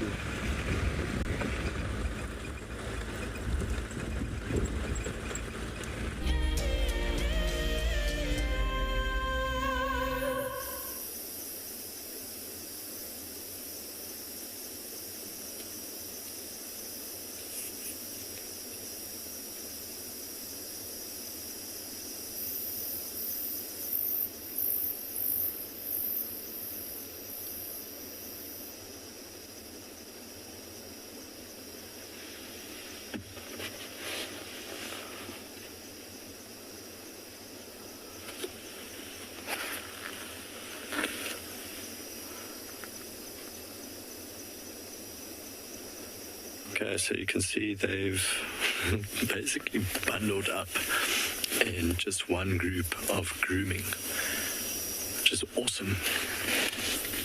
And see how they shift themselves right in front of another one, basically forcing the others to groom them. And one youngster at the back, probably making his way soon to that bundle. And again, this just strengthens that social bond. Always very important in pride lions. So funny also that they always sneeze at night. And a couple of times before, when I've been on safari, it's how we found lions. When they've moved from their spot before we actually thought they were moving, we just switch off and listen for a little while and you hear the sneezing. You keep quiet for a little while, you'll hear the soft moan and sneezing every now and then.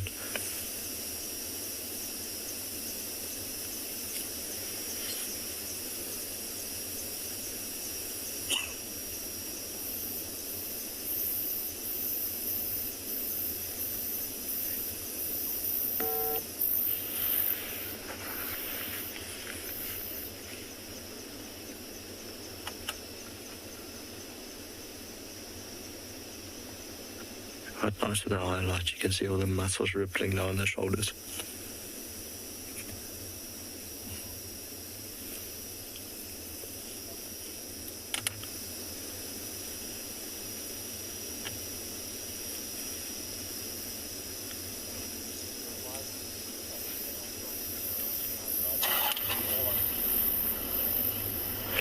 That's Nick in the background, he's also here. But I think he is making his way out.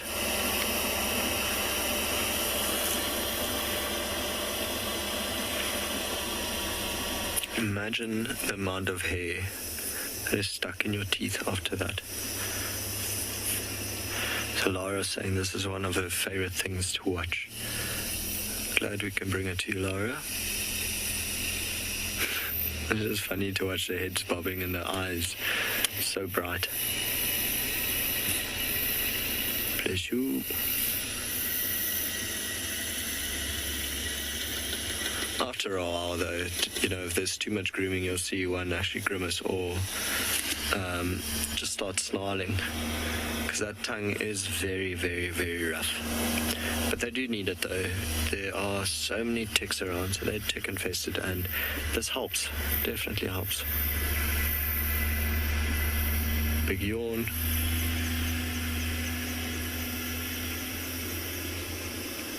Oh, these females are in great shape.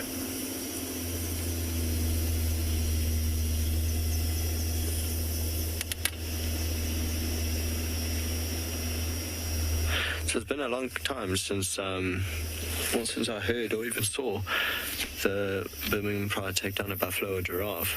I think mostly now they're going for impala, zebra and wildebeest. Of course, with them split up so much, they don't really have the numbers, or the strength in numbers really, to take down buffalo and giraffe. But I was mentioning to Morgan earlier, if we don't really get a lot of rain, it's nearly going to be the same as 2016, 2017, where there's not too much food, so you get animals losing condition quickly and become easy prey. So I think the lion viewing, the leopard viewing, and the wild dog viewing this year should be phenomenal.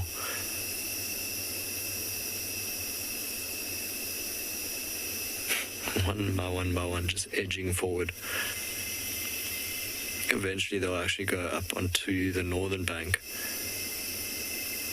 So where this lioness is going now, once they go up there, I will leave them, because it means they're going into very thick vegetation, and it might just be time for them to go hunting.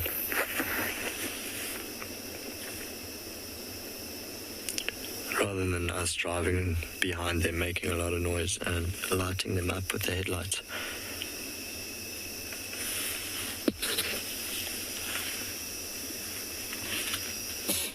That's a big sneeze.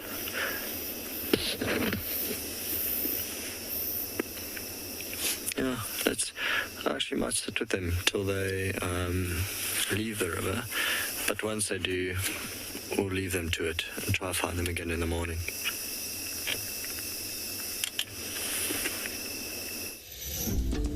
Peaceful surroundings, the nature is not something I can get in my homeland. So it's wonderful to be able to be live, with you guys and feel like you're actually there. If you want to go on safari with a WildEarth guide whilst honing your bush knowledge and of course featuring in one of our shows, then head over to our website. With wild dogs, wonderful, absolutely wonderful. We don't always get to see those, so that's just been amazing. Sign up to be a WildEarth explorer and you could be making your first ever on-screen appearance. I wanted to be part of the support of WildEarth. It brings so much to everybody, and everything has brought so much to me, especially, got me through some difficult times myself. I found WildEarth shortly before I was going to go through some things in my own personal life, and it's what got me through, and I know that's a story for many, many, many people, so it's important to me to provide support to that.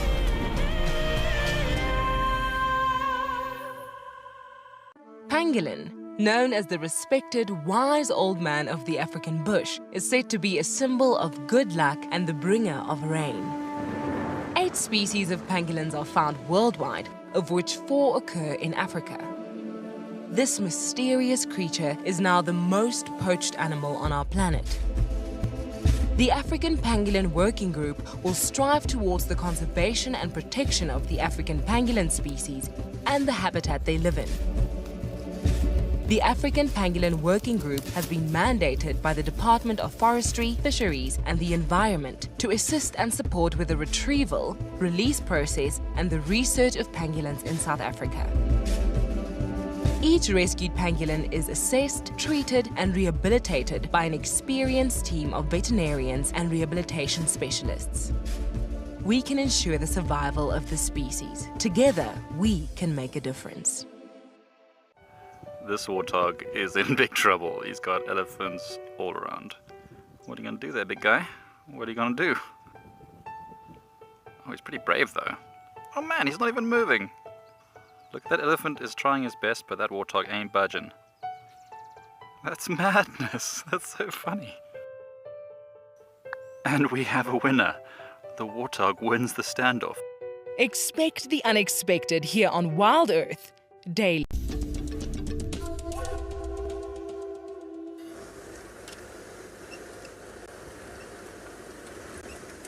Right, so we're doing a little bumble again. We're so lucky with that leopard back there, La Lamba. Sorry, I just need to try and do a few things here with only 2 hands. Yeah, how lucky was that? Well, it was sort of the plan, but it was total luck. And Craig's fantastic quick spotting as well.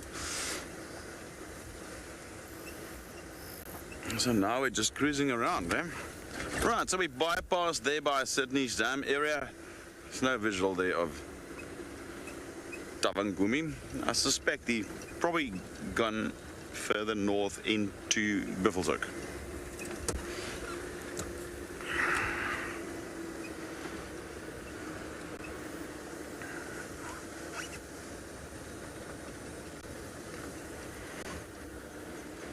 It's cooled down quite a bit, I must say. It's quite a pleasant temperature from that hot afternoon that we had. Now we've got this sort of like really cool afternoon into this early evening. Nice and cool.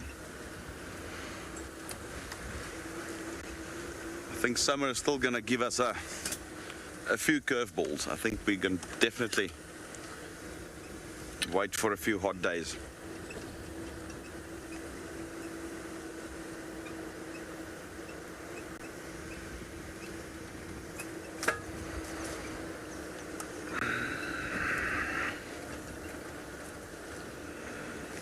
I think summer's gonna give us a few curveballs still. We're gonna start getting like cool weather, and then we're gonna get the odd 1 or 2 days that are absolute scorchers. And I think then one big rain storm again. It's gonna last a few days, and then we're gonna be in winter. It's gonna be like one day you're gonna wake up and it's winter.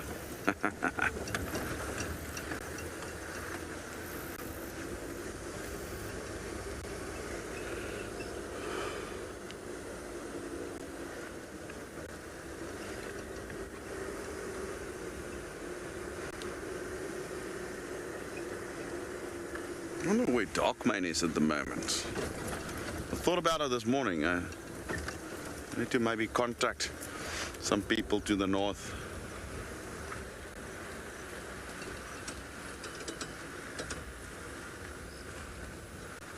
Hello there, Christo.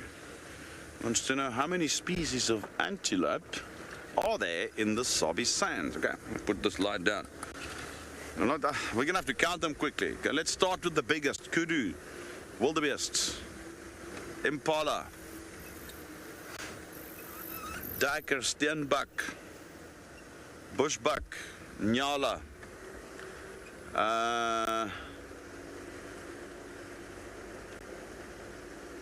what am I missing?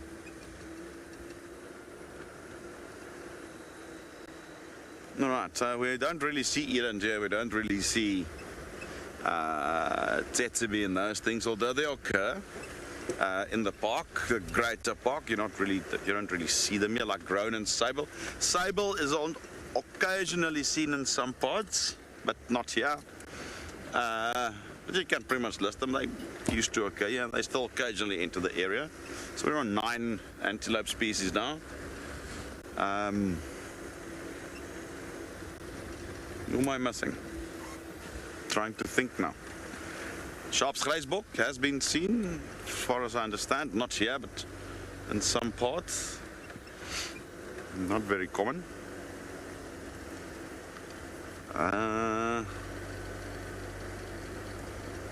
Klipspringer. So we're on 11. Klipspringer, I've seen. In fact, that we spoke about Tavangumi. Tavangumi are basically a couple of hills just south of the Sand River, closer towards Londolozi and Singita's areas, which is named the hill of the Klipspringer, Tavangumi, Ngumi being Klipspringer. So we're on 12 now. What else? What else? I think that's about it.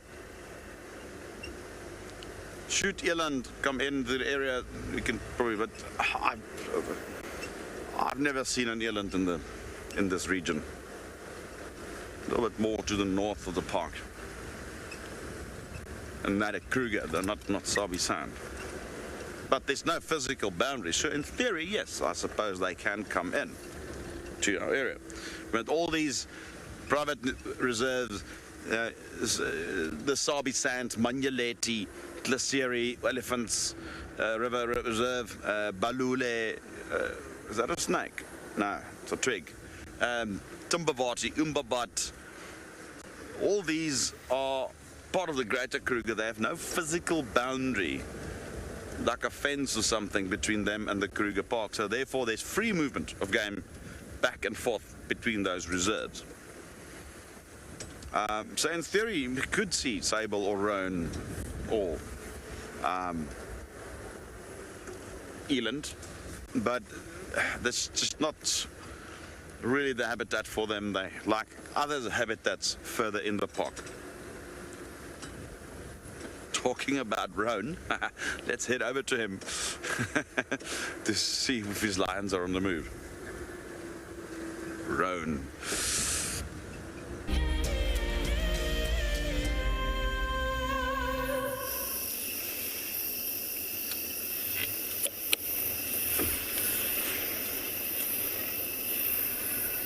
Okay, so they have started moving east. Not too far from the next crossing now. It's actually quite lovely. This is the last one that's just about to head in front of the vehicle, and the rest of them just to the right of it.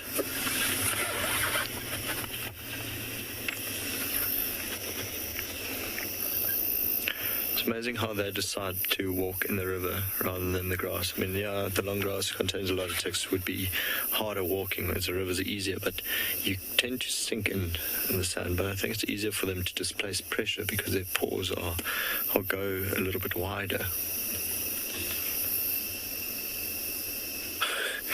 The youngsters, they keep walking, and they walk a little bit in front of the adults, so they have more time to rest.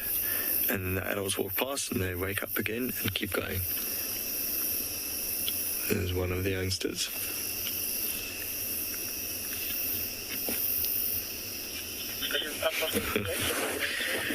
Tandon saying they were giving each other a group hug before dinner fight. Oh yes, you know that well. So I'm going to have to move again because they've now walked past the vehicle. But indeed, Tandon, big dinner fight might be on their way. Although I must say, I think with these, because there's 3 youngsters and 4 lionesses, they don't react to each other like they would if they were males in the area. The males tend to be the bit more aggressive ones, whereas the youngsters aren't that bad. The females aren't that bad with the youngsters, which is quite nice. So we're going to do one last turn here.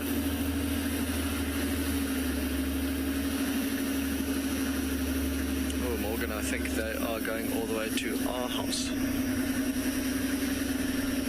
So this is the one river crossing known as Pangolin crossing, which means they are just next to Tent Camp now. I'll actually switch the light over there and let them walk past. So I'm not too sure whether it's the female with the scar on her right eye or her sister is in the lead, but it would be one of those two, and then followed by the 2 sub-adults and the youngsters.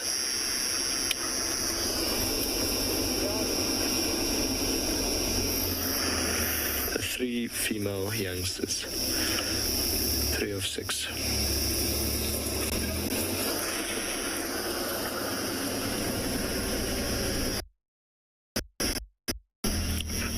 So far we haven't heard any roaring, any contact calling. Sorry, I've got a bug on me. And they haven't reacted to any of that as well. Oh, it's a lot of dust here. Thanks, Nick.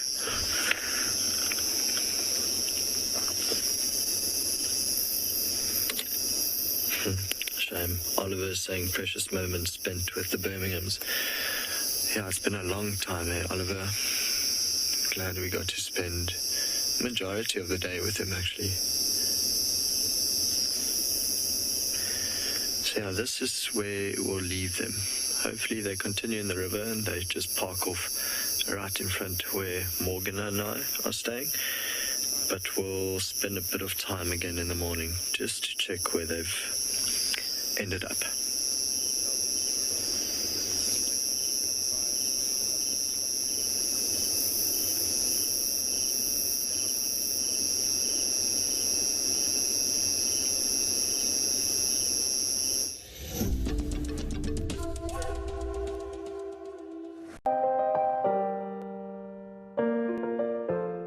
Wildlife can be mysterious in many ways, but most animals do leave behind clues to tell us where they've been and what they've been doing.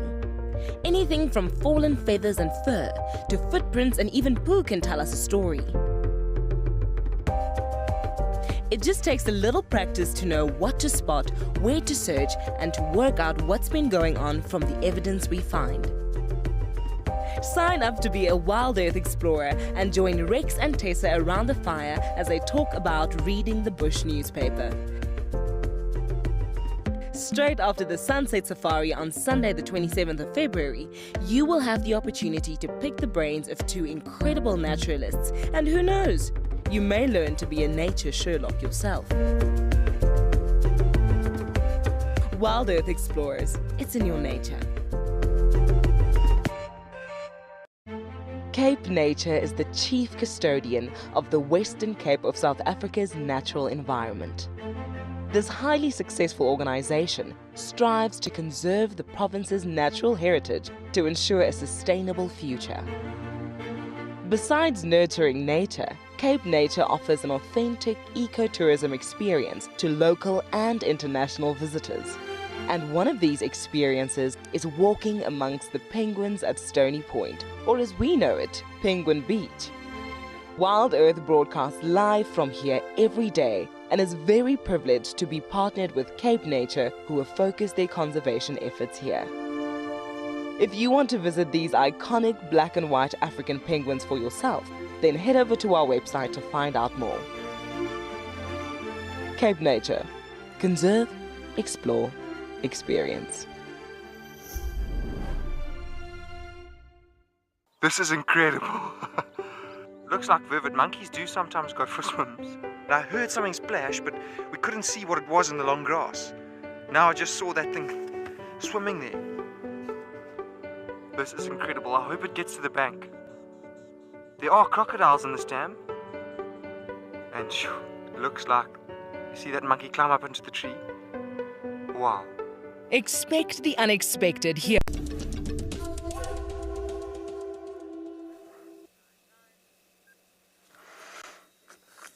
I just turned onto quarantine and there's a nice big old elephant bull. And we just keeping a bit of distance. As we came around the corner, he did raise his head a bit and eyeballed us a little bit.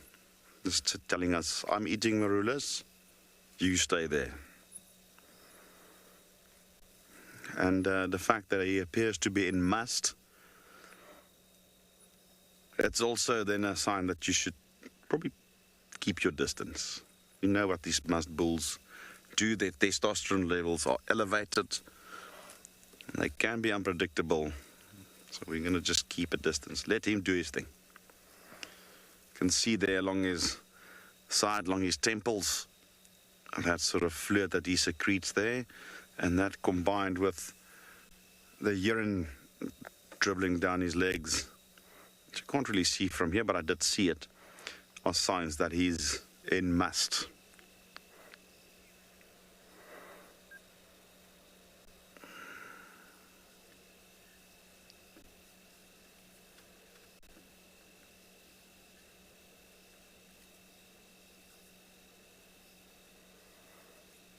Those legs are wet.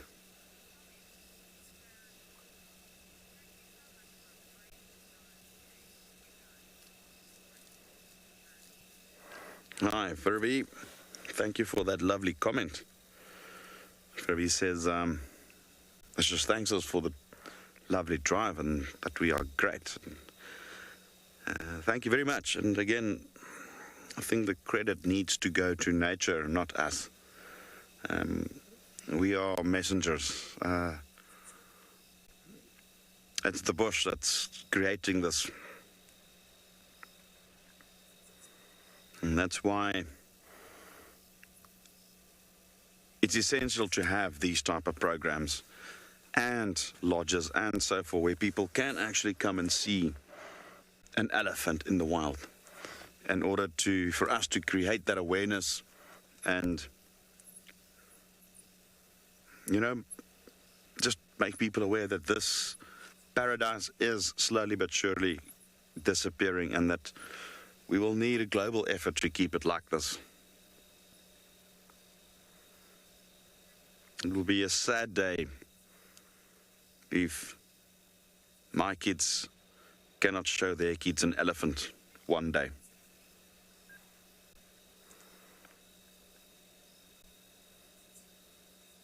And that's one of the main reasons I entered this industry, is to help create that awareness. Well, it's almost dinner time, so we'll see you all tomorrow morning for another live safari. Goodbye, everybody.